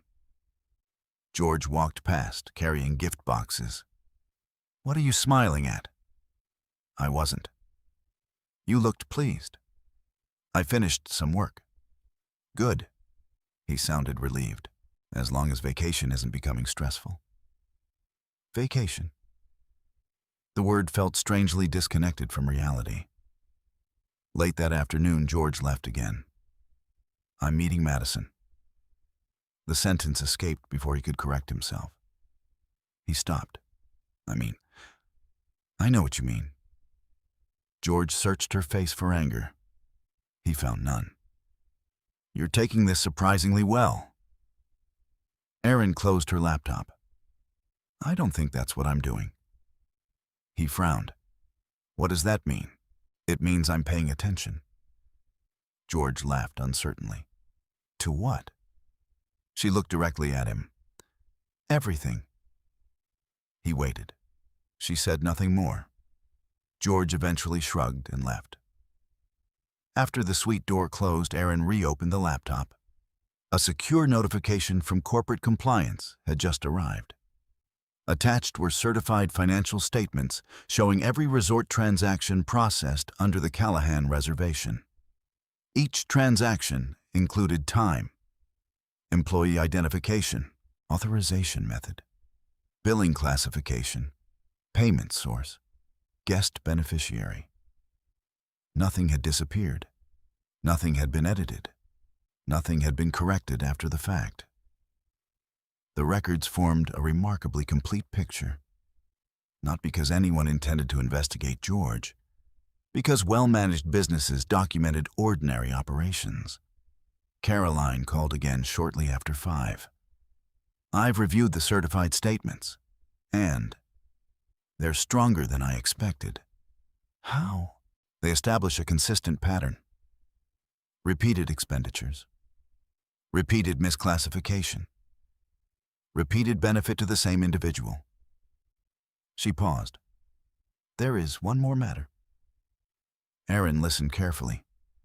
Based on everything you've documented, I believe we have sufficient grounds to begin preparing temporary custody filings. The words settled heavily between them. Erin closed her eyes. She had expected them eventually. Hearing them aloud changed something. I wasn't trying to take the children away from him. I know. Caroline's voice softened. Temporary custody isn't punishment. It's stability. Your records consistently show who provides daily care. Judges notice that. Aaron looked toward the nursery. Grace had begun laughing softly as Oliver crawled around the rug chasing a wooden reindeer. Their world remained beautifully simple. Someone fed them. Someone comforted them. Someone appeared whenever they cried. Children measured love differently from adults. Caroline spoke again. I've drafted preliminary documents. Not filed. Only prepared. I'll send them for your review tonight. Thank you. After ending the call, Aaron sat quietly for several minutes. Outside, snow drifted across the mountain. Inside, 2 babies laughed over the same toy. She wondered whether George understood what he was risking. Not money, not reputation. Those things could sometimes return. He was risking becoming a father whose children would someday know him first through court records, visitation schedules, and preserved evidence. She hoped it would never reach that point. But hope, she had finally learned, could not replace preparation. That evening, another secure email arrived. The subject line contained only 4 words: Evidence preservation complete. Aaron opened it, then closed the laptop without reading further. She no longer needed reassurance that the records existed. She knew they did. And somewhere beneath the polished elegance of Silver Pine Ridge Resort, hidden inside secure servers and carefully archived files, Christmas had already become something that memory alone could never rewrite. The snowstorm finally broke on the morning of December 27th. For the first time in days, sunlight poured across the mountains, turning every pine branch into crystal beneath the winter sky. Ski lifts resumed operation. Families filled the outdoor terraces again. Children laughed as they pulled sleds through freshly packed snow, while hotel staff quietly restored every path that had disappeared beneath the storm. Silver Pine Ridge Resort looked alive once more. So did George. He stood before the suite's full-length mirror, adjusting the knot of a navy silk tie. "This afternoon is important," he said. Aaron was kneeling beside Oliver, fastening the straps of his winter boots. "In what way?" "The resort is hosting an investor reception." "I saw the notice." George smiled at his own reflection. "There will be executives, developers, hospitality people." "You sound excited." "I should be." He picked up his tailored overcoat. Events like this create opportunities. Aaron looked up briefly. "For whom?" George chuckled. "For people who know how to build relationships." She lowered her eyes to Oliver again. Children understood buckles better than ambition. Grace sat beside her brother on a blanket, happily stacking soft wooden blocks the resort had left in the nursery. Neither baby cared about investor receptions. Neither baby understood why their father suddenly spent so much time polishing the version of himself he wanted strangers to admire. George glanced toward Aaron. "I was thinking." She waited. "You and the twins should probably stay here." "Why?" "It'll be crowded." "So, it's not really an event for babies." Oliver reached towards George. Dada. George smiled absent-mindedly. We'll spend time together later, buddy. He didn't pick him up. Aaron noticed Oliver's hand slowly lower again. I can manage the children, she said quietly. I know. But networking is difficult when people are distracted. Aaron met his eyes. You mean when you're distracted? George sighed. Why does everything become an argument? It wasn't. He shook his head. You know what I mean. She did.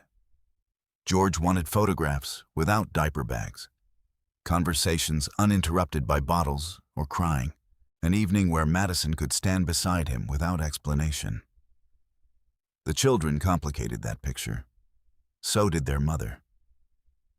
I'll decide later, Aaron answered. George accepted the vague response as agreement. He always preferred assumptions that favored him. By 3 o'clock, the ballroom had been transformed once again. Gone were the Christmas decorations that had dominated the previous evenings. In their place stood elegant arrangements of white orchids and evergreen branches. High cocktail tables filled the reception hall. Servers circulated with silver trays carrying champagne, sparkling water, and delicate hors d'oeuvres. Representatives from hospitality investment firms mingled with regional business leaders. Members of the Wright Harbor Resort's executive team had also begun arriving quietly. Thomas Reed greeted each of them personally. He never mentioned Aaron. He never needed to. Meanwhile, inside Suite 904, Aaron dressed slowly, not to impress anyone, simply to look like herself. She chose a dark blue wool dress with long sleeves, practical low heels, and a tailored winter coat. No diamonds, no elaborate jewelry, only the simple platinum wedding band she had not yet removed. She brushed her hair into a neat twist. Grace wore a soft cream dress beneath a tiny knitted cardigan. Oliver wore the same navy sweater he had smiled at that morning. The twins looked rested, healthy, happy. Exactly what mattered. At 4, Aaron placed Grace on her hip and settled Oliver into the stroller. Then she quietly left the suite. The reception hall buzzed with polite conversation when she arrived. Several guests glanced toward the babies with warm smiles. One older couple stepped aside immediately to make room for the stroller. George saw Aaron almost at once. His smile disappeared. He crossed the room quickly. I thought we talked about this. We did. I assumed you'd stay upstairs. I never said I would. His voice dropped. This isn't the place. For families? For business? Aaron looked around. At least 3 executives attending the reception had spouses beside them. One guest bounced a toddler gently while discussing hotel acquisitions. Another couple stood laughing beside a baby sleeping peacefully in a carrier. It seems families are welcome. George followed her gaze. That's different. How? He searched unsuccessfully for an answer. Before he found one, another voice interrupted. George. Madison Blake approached wearing a fitted black evening dress beneath a white winter wrap. She smiled brightly. I've been looking everywhere. Only then did she notice Aaron. Oh. Her smile remained. It simply became thinner. Hello, Aaron. Good afternoon. Madison looked at the stroller. The babies look adorable.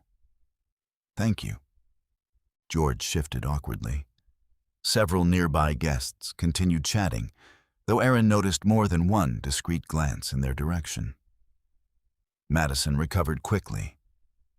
I was just about to introduce George to a few people.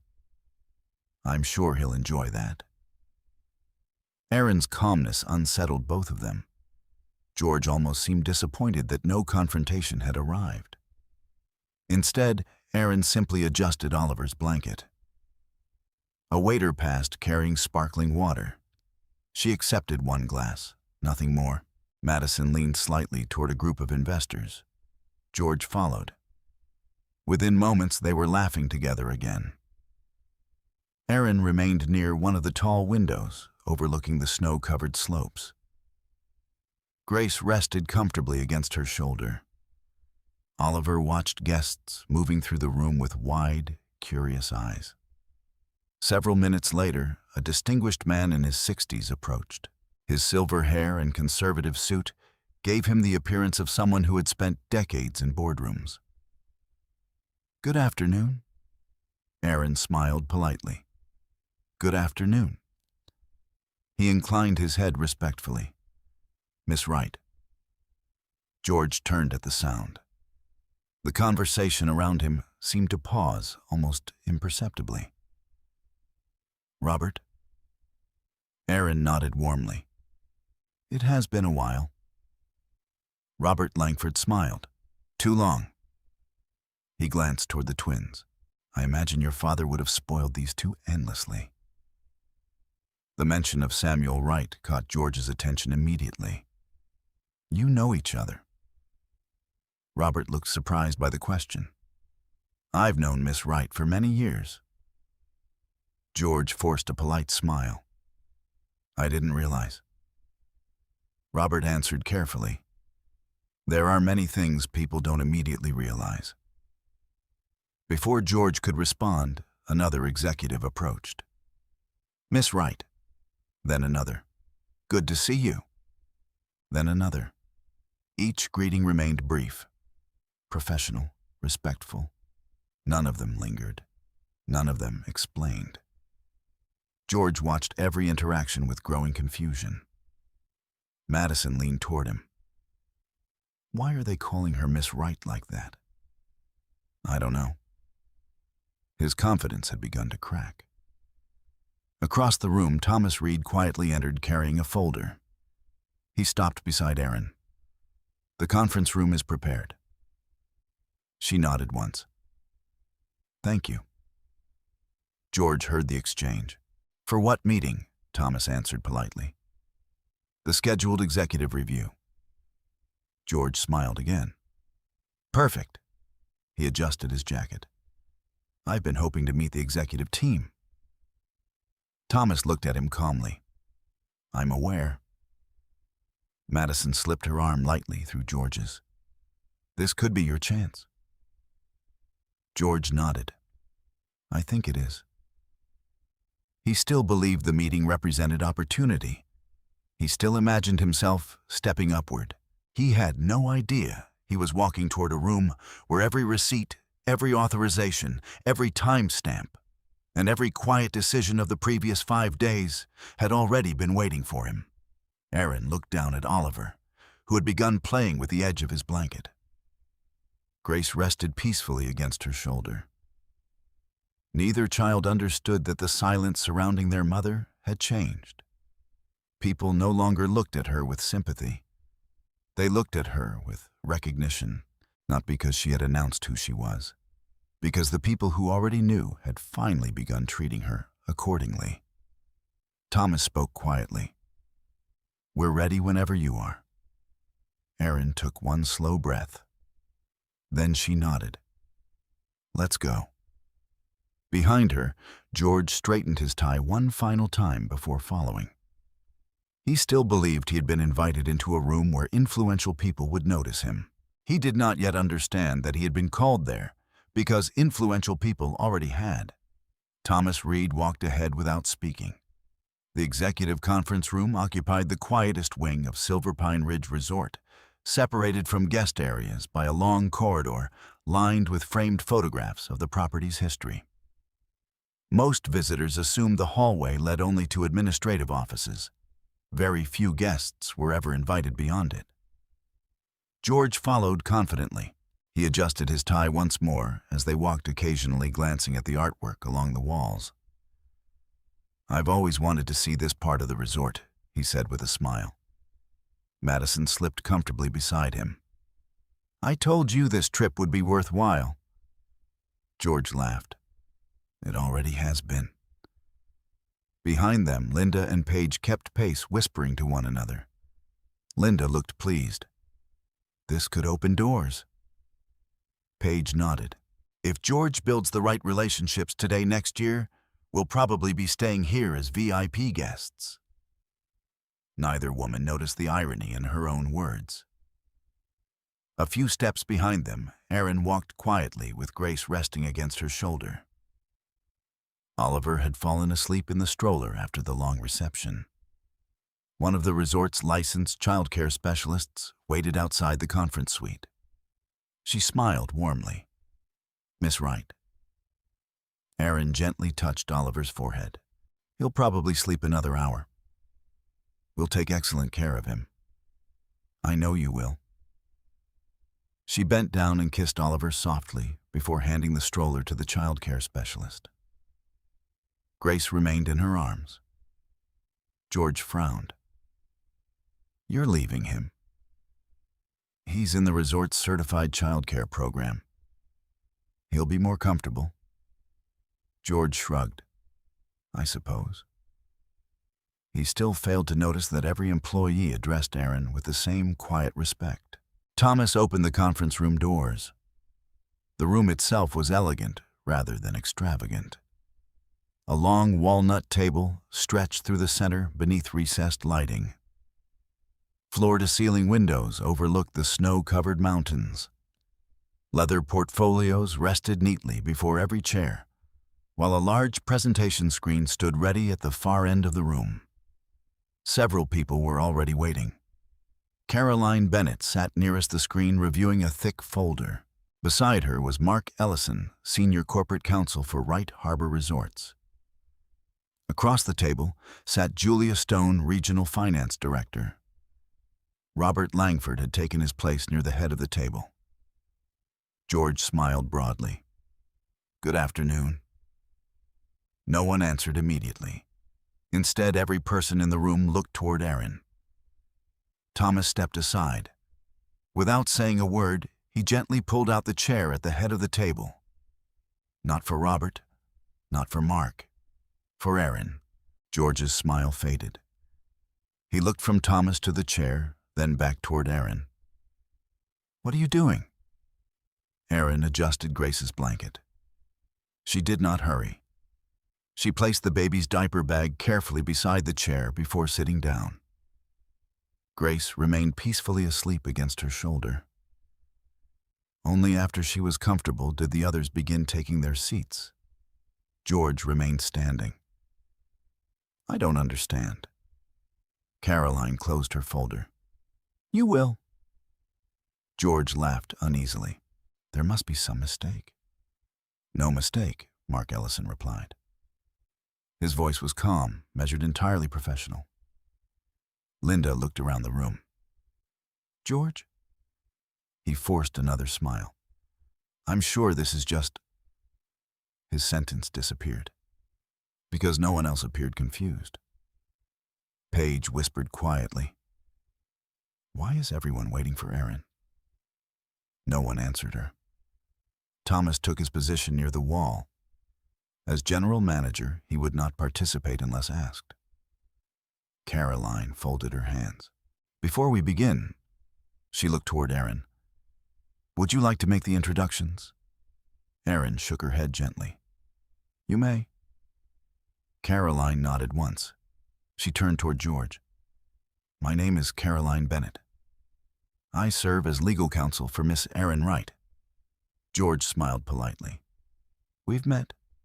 "Not professionally," Caroline continued. "Also present are Mr. Mark Ellison, Senior Corporate Counsel for Wright Harbor Resorts." Mark inclined his head. "Miss Julia Stone, Regional Finance Director." Julia offered a brief greeting. "Mr. Robert Langford, member of the corporate board." Robert smiled courteously.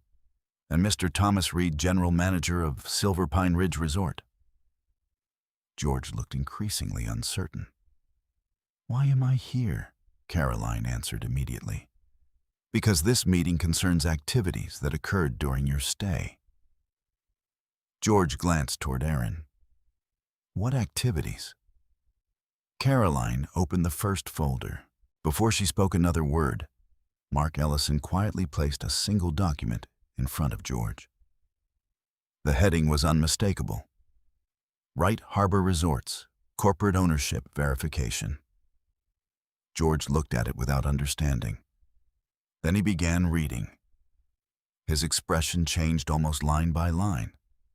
Owner structure, controlling shareholder, Erin Elizabeth Wright. George stopped, read the page again, looked up, then back down. No. The word escaped almost as a whisper. Linda leaned toward him. What is it? George handed her the paper without speaking. She adjusted her glasses. Within seconds, the color drained from her face. Paige leaned over her mother's shoulder. Oh my God. Madison remained frozen. Her eyes moved slowly toward Erin. You own... She couldn't finish. Mark answered for her. Miss Wright is the controlling owner of Wright Harbor Resorts. He spoke with the precision of a lawyer stating an uncontested fact. Silver Pine Ridge Resort is one of several luxury properties under that corporate structure. George stared at Erin. You never told me. For the first time since entering the room, Erin looked directly at him. You never asked. The answer was quiet, almost gentle, yet it left no space for argument. George shook his head. This can't be right. Robert Langford spoke calmly. I attended your wedding. So did several members of our board. We honored Miss Wright's wish for privacy. George looked around the room desperately. So everyone knew? No, Robert answered. Only those whose responsibilities required it. Linda lowered the verification document onto the table. Her hands trembled slightly. All the comments she had made during the holiday echoed silently through her own memory. You should make more of an effort. George deserves someone who understands presentation. Be grateful he brought you here. None of them sounded the same anymore. Madison finally found her voice. You said... She looked at George. You told me she just had a small family trust. George swallowed. He had no explanation, because he had never actually known. He had assumed, and assumption had quietly become certainty. Caroline waited until the room settled again. This meeting is not about Miss Wright's wealth. George looked toward her. Then what is it about? Procedure.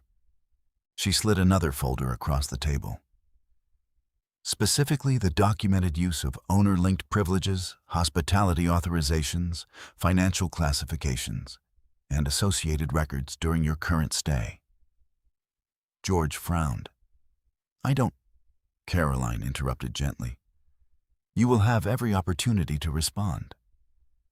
But first, she opened the folder. The record must be established.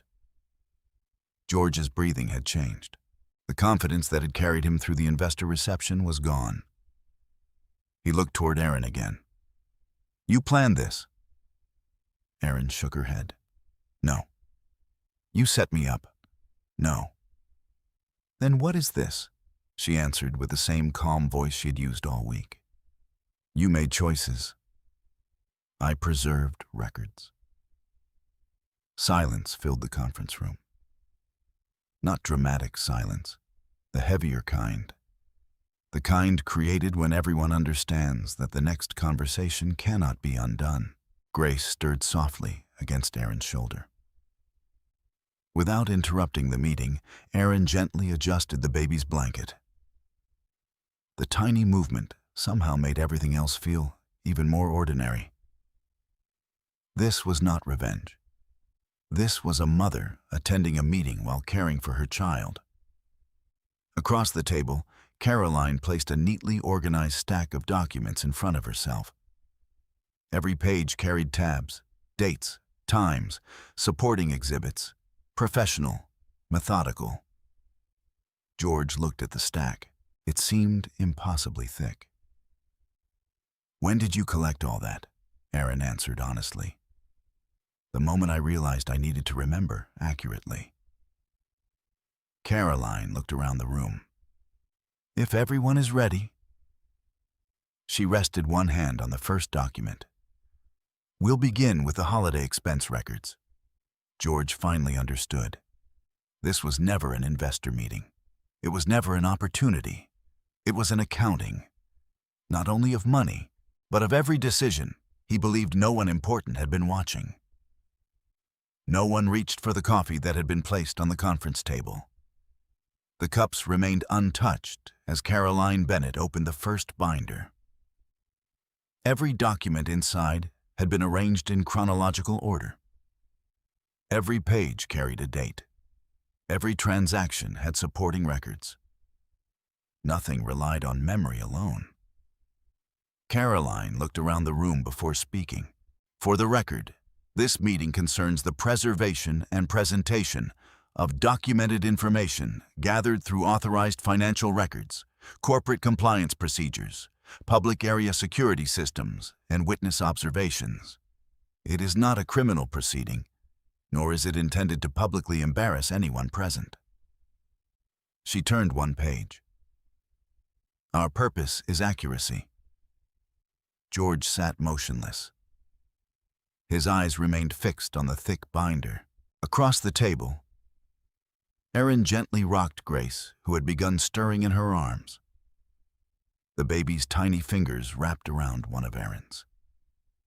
She settled again within seconds. That simple moment seemed strangely out of place beside folders full of financial records. Yet it reminded everyone in the room why those folders existed. Caroline continued. "Exhibit 1. She projected the first document onto the large screen. Holiday Guest Authorization Summary. A timeline appeared. December 23rd. Arrival. Suite 904. Presidential Family Suite. Authorized guest George Callahan. Additional hospitality privileges requested within 22 minutes of check-in." George looked up sharply. Caroline did not. She simply continued reading. "Executive lounge access. Premium transportation. Private floral delivery. Guest hospitality extension." Each authorization appeared beside an exact timestamp. Julia Stone spoke for the first time. Every request required digital confirmation using the guest profile assigned to Mr. Callahan. George cleared his throat. "I was entitled to request upgrades."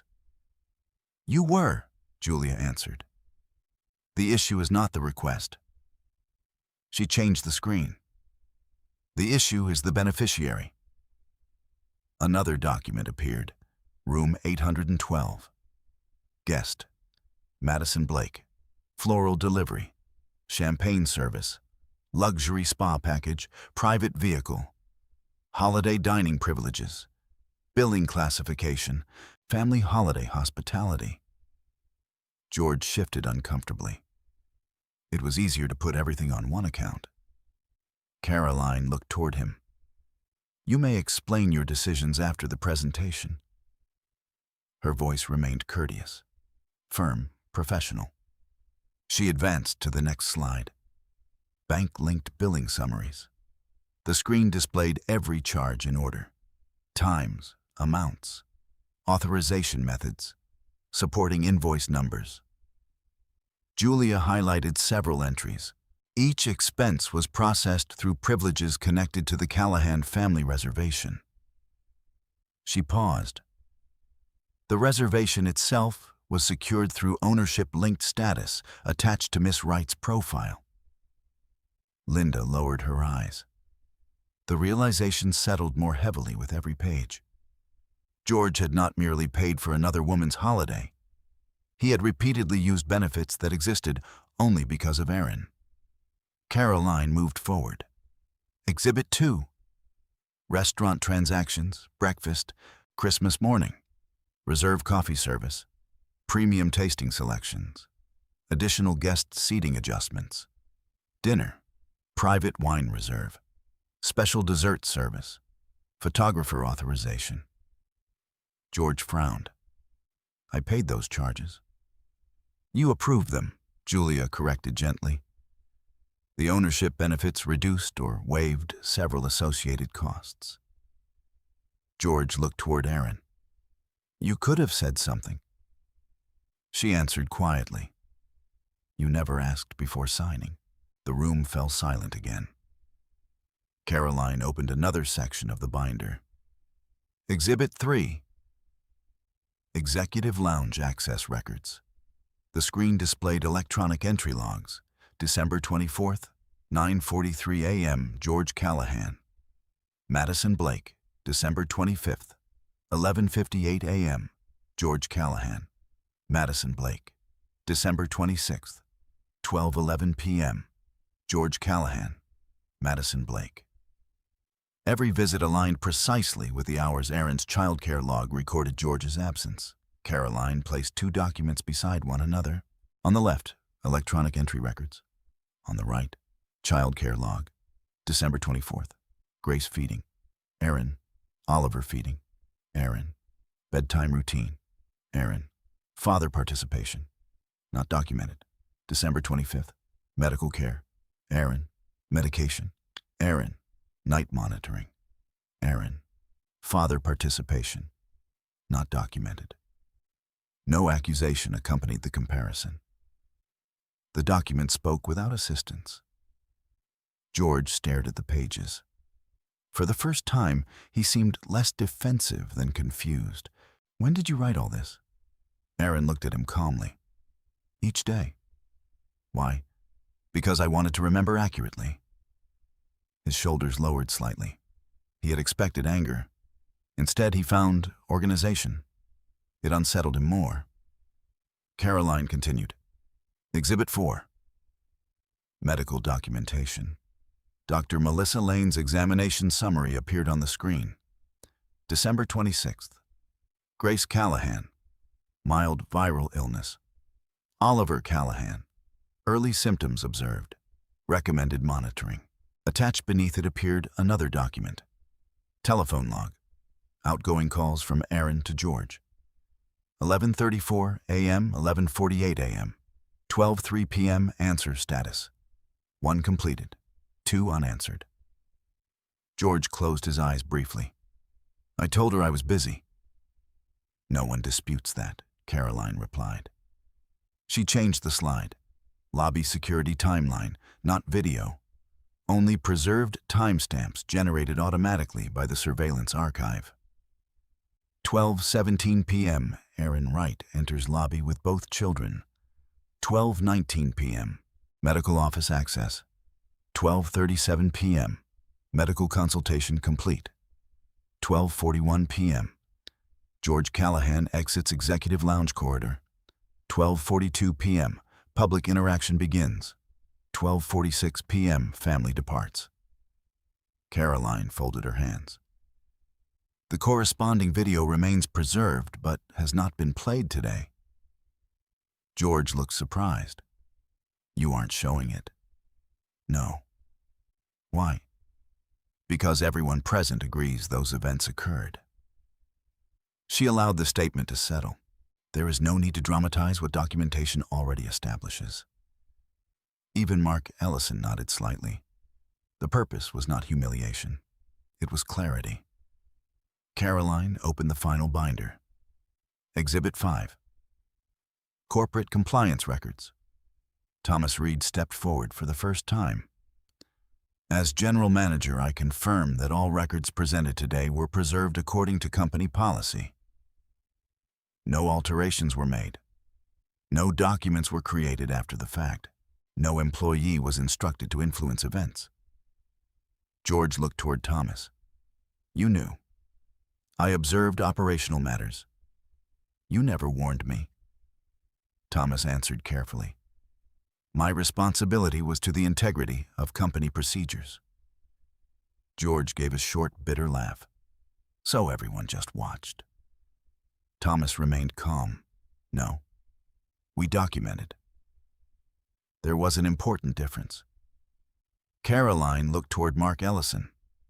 Mark opened a smaller folder. There is one final item. He placed a printed transcript before George. Executive Lounge security recording. George's expression changed immediately. I didn't know. The lounge entrance displays public notice regarding security monitoring, Mark replied. The recording itself has not been played. This transcript reflects only the relevant section reviewed under legal authorization. George looked down. His own words stared back at him. She doesn't know anything. I'll deal with the divorce after the holidays. I just need to keep appearances until then. She'll never have the resources to fight this. Silence spread slowly across the conference room. Madison reached toward the transcript. George instinctively covered it. Too late. She had already seen enough. You told me, she whispered. You said she depended on you. George looked at the table. You thought wrong. Madison stood, not dramatically, simply with the quiet disappointment of someone realizing she had believed an invented version of another person's life. I wasn't the only one you lied to. She picked up her handbag. No one stopped her as she walked toward the door. Thomas opened it politely. Madison paused only once. She looked toward Aaron. I'm sorry. Aaron met her eyes. She neither accepted nor rejected the apology. She simply nodded once. Madison left. The door closed softly behind her. No shouting followed. No insults. Only absence. George watched the closed door for several long seconds. Then he turned slowly back toward Aaron. The confidence that had carried him through the entire holiday had disappeared. He looked older than he had that morning. Not because of the documents. Because every version of the story he had been telling himself had quietly collapsed beneath them. Aaron adjusted Grace's blanket once more. The baby slept peacefully, unaware that the room around her had finally become honest. Caroline closed the final binder. For today's purposes, she said quietly, the factual record is complete. And for the first time since arriving at Silver Pine Ridge Resort, no one in the room argued with the truth. For several long moments after Caroline Bennett closed the final binder, no one spoke. Outside the conference room windows, sunlight reflected across the snow-covered slopes, turning the mountains into fields of white glass. Skiers moved silently in the distance, completely unaware that inside the executive wing, an entire marriage had been reduced to documents, timestamps, and choices that could no longer be explained away. Grace slept peacefully against Aaron's shoulder. Her tiny breaths rose and fell with comforting rhythm. The room itself remained remarkably calm. No one had shouted. No accusations had been thrown across the table. No dramatic confrontation had unfolded. The evidence had done all the speaking. Caroline finally broke the silence. Thank you, everyone. She looked first toward Thomas Reed. Mr. Reed, your participation is complete. Thomas nodded. Before returning to his place near the wall, he spoke only once. For the record, every employee involved has been instructed to maintain complete confidentiality. No staff member will discuss these matters with guests. He looked briefly toward Aaron. The dignity of everyone involved will be respected. Aaron inclined her head. Thank you. Thomas stepped back. His responsibility had always been the resort. Today, protecting the resort also meant protecting the people inside it. Caroline turned another page. We now move from documentation to legal procedure. George finally found his voice. So this is it. Caroline looked at him steadily. This is the beginning, not the end. He gave a hollow laugh. You've already decided everything. No. You made many of the decisions yourself. She slid a thin folder across the table. Unlike the earlier binders, this one contained only a handful of pages. George opened it. Temporary parenting plan. Petition for legal separation. Motion for preservation of marital assets. Request for temporary financial safeguards. He looked up immediately. You already prepared these. They are drafts. They have not yet been filed. Preparation is not the same as action. George turned toward Aaron. You planned to divorce me. Aaron answered honestly. I planned for the possibility. That's the same thing. No. She gently adjusted Grace's blanket before continuing. I hoped I would never need them. George stared at her. When did you stop believing in us? The question lingered in the room. Even Caroline remained silent. Aaron did not answer immediately. She thought carefully. Not because she wanted the perfect sentence, because she wanted the truthful one. I don't know the exact day. George waited. I know the exact feeling. What feeling? The moment I realized I had stopped expecting you to help when our children cried. The simplicity of the answer landed harder than any accusation could have. George looked away. Linda quietly covered her mouth. Paige lowered her eyes to the table. Neither woman interrupted. Neither defended George. Caroline continued speaking before emotion could replace procedure. Regarding the children, she opened another document. The records establish a consistent pattern of daily caregiving performed by Miss Wright. She looked toward George.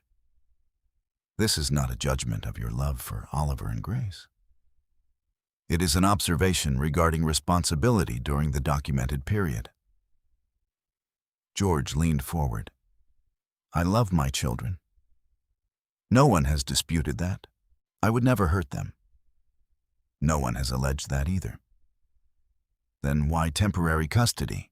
Caroline answered with the same calm precision she had maintained throughout the meeting. Because courts prioritize stability. Current documentation establishes that Miss Wright has consistently provided feeding medical care, sleep routines, transportation, and daily supervision. She paused. Temporary custody preserves the routine already experienced by the children. George rubbed both hands across his face. I can change. Caroline nodded. I hope you do. George looked at Aaron. I can. She believed he meant it, at least in that moment. The tragedy was that promises made after evidence rarely carried the same weight as actions taken before it. He pushed the parenting proposal aside. I made mistakes. Yes. I got carried away. Aaron remained quiet. It wasn't supposed to become... He searched unsuccessfully for the right word. This. She looked at him steadily. What was it supposed to become? George opened his mouth. Nothing came out. Because every honest answer sounded worse than silence. Linda suddenly spoke for the first time in nearly 20 minutes. Aaron. Her voice was softer than it had been all week. I owe you an apology. Everyone looked toward her. I judged you. She swallowed carefully. I thought you were distant. I thought you didn't understand George. I thought... She stopped, her eyes filled with regret. I never once asked whether you were caring more than anyone could see. Aaron listened respectfully. Linda continued. I also said things. She closed her eyes briefly, things no mother should hear. Aaron answered gently. I remember. I know. Linda's shoulders lowered. I don't expect forgiveness today. Aaron considered the words. Finally, she said, Today isn't about forgiveness. Linda nodded slowly. She understood. This meeting was about consequences. Not revenge, not reconciliation, simply consequences. Paige cleared her throat. I deleted the photos. Erin looked toward her. I figured you might. I was ashamed. The screenshots already exist. Paige gave a small, embarrassed smile. I guess that too. For the first time in days, a faint expression almost resembling humor crossed Erin's face. Not because the situation was amusing, because honesty had finally entered the room. George noticed it. I haven't seen you smile in months. Erin answered quietly. I haven't had many reasons. Silence settled again. Mark Ellison looked toward Caroline. The resort access, Caroline nodded. Mark slid another document across the table. Effective immediately, all owner-level privileges previously extended through the family reservation are suspended pending legal resolution. George looked at the page. No executive lounge. No owner hospitality. No discretionary billing authority. No internal authorization privileges. He nodded slowly. I understand. Thomas stepped forward. If you choose to remain as a guest through the end of your reservation, you will receive the same professional service as every other guest. He spoke carefully. No less. No more. George looked surprised. You aren't asking me to leave? Thomas answered immediately. This resort does not remove guests because of marital disputes. George looked down. For perhaps the first time all week, he understood what professionalism actually looked like. It did not humiliate. It did not celebrate another person's downfall. It simply applied the rules equally. Caroline gathered the remaining folders. One final matter. She looked toward Erin. Would you like to say anything before we conclude? Everyone waited. Erin gently kissed Grace's forehead. Then she looked at George. I don't want Oliver and Grace to grow up believing love means constantly lowering expectations. George closed his eyes. She continued. I also don't want them to believe mistakes can never be repaired. Hope briefly returned to his face. Then Erin finished. But repair begins with truth. Not promises. Truth. The room became completely still. George understood. She had not closed every door. She had simply refused to pretend the broken ones were still standing. Caroline closed the final folder. The legal process will proceed through counsel from this point forward. No further discussion is necessary today. People slowly began standing. Linda remained seated a little longer. Paige quietly wiped away tears she had tried to hide. Thomas opened the conference room doors. Outside, the corridor remained peaceful. Inside, nothing had ended with triumph. No one applauded. No one celebrated. Because genuine justice rarely felt like victory. More often, it felt like silence after the truth had finally been spoken aloud. The following morning arrived without snowfall. For the first time since Erin and George had arrived at Silver Pine Ridge Resort, the sky above Aspen was completely clear. Pale winter sunlight stretched across the mountain peaks, turning every snow-covered branch into silver. The holiday crowds had begun to thin. Families loaded suitcases into waiting vehicles. Children carried stuffed animals tucked beneath their arms. Hotel staff moved quietly through the lobby, preparing for another group of guests who knew nothing about the events of the previous week. Life at the resort continued. It always did. Inside Suite 904, Erin folded the last of Oliver's clothes into a small travel case. Grace sat on the rug beside her brother, happily chewing on the ear of a plush rabbit, while Oliver laughed each time it slipped from her hands. Neither child understood that this room would become one of their earliest family memories. Perhaps that was a blessing. Erin zipped the final suitcase. She checked the children's medicine one last time. Extra bottles, medical summaries, favorite blankets, Court documents. The thick envelope Caroline had prepared rested quietly inside her leather bag. Everything was organized. Everything had a place. A soft knock sounded at the door. Thomas Reed entered after Aaron invited him inside. "I've arranged transportation whenever you're ready." "Thank you. The weather should remain clear all day." Aaron smiled. "That will make traveling easier for the twins." Thomas looked around the suite. It appeared exactly as it had when they arrived. Clean, orderly, nothing broken, only quieter. "There is one administrative matter." Aaron nodded. "I'm listening." "The executive team asked whether you'd like to issue an internal notice regarding this week's events." She understood the reason. Rumors spread easily in luxury hospitality. Silence rarely stopped them. Professional communication often did. "I've already drafted something," Thomas said. He handed her a single page.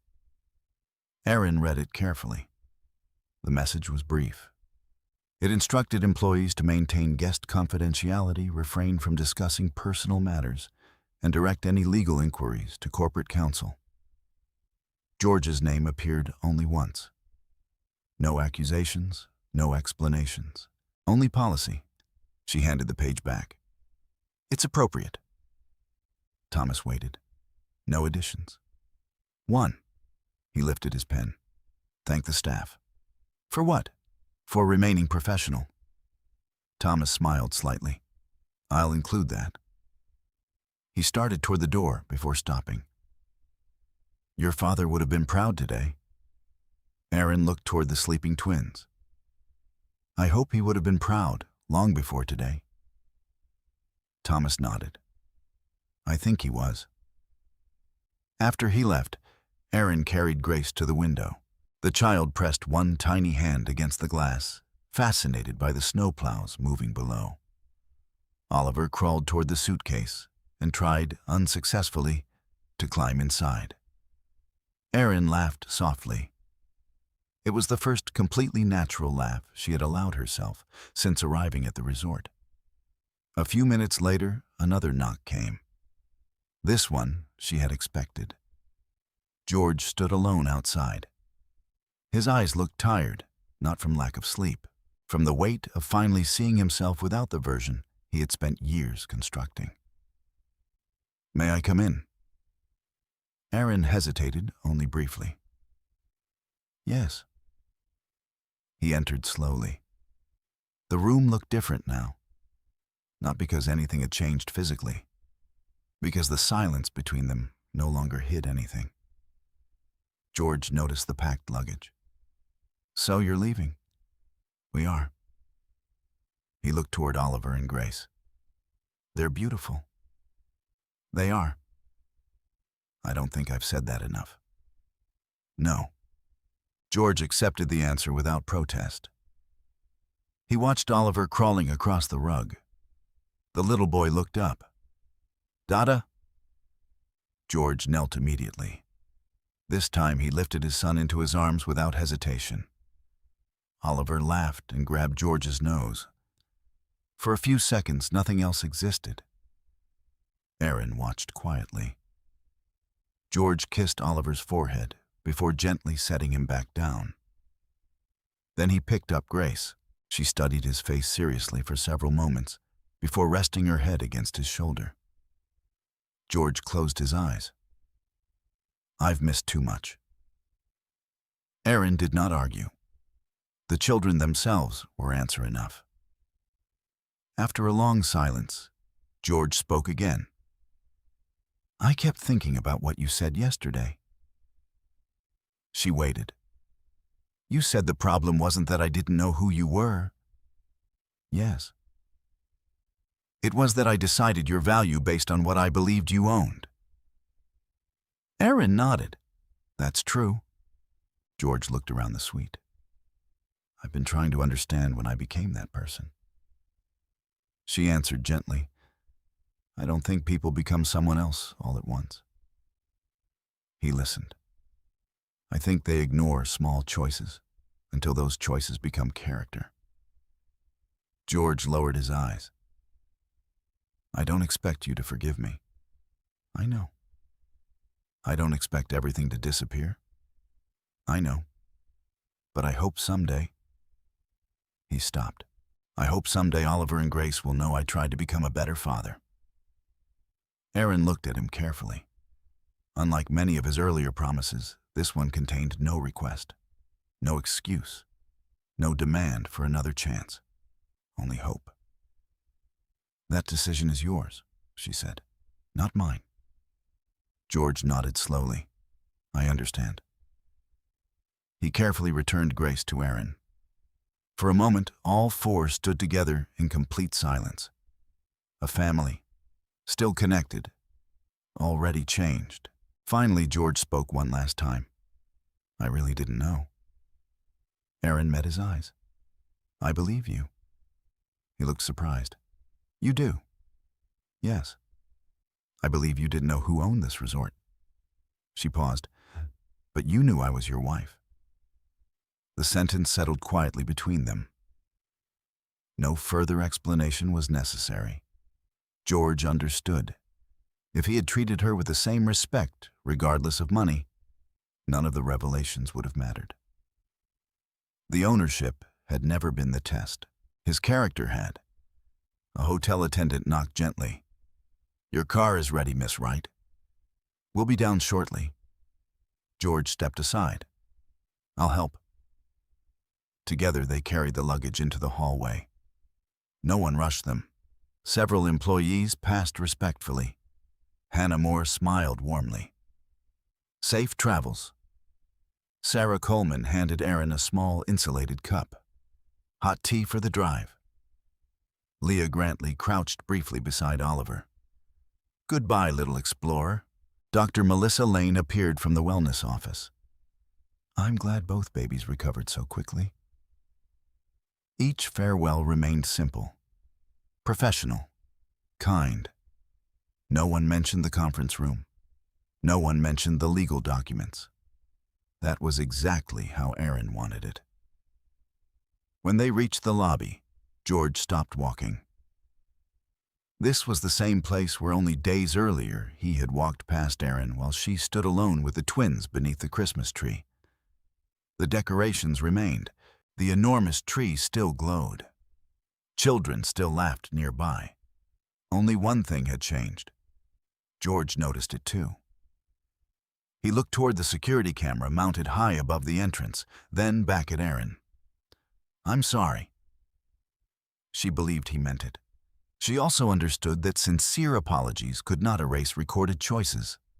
Some consequences belonged to time. Outside, the SUV waited beneath the covered entrance. Thomas opened the rear door personally. Oliver was secured into his car seat. Grace settled beside him, already drifting toward sleep. Aaron turned once before getting in.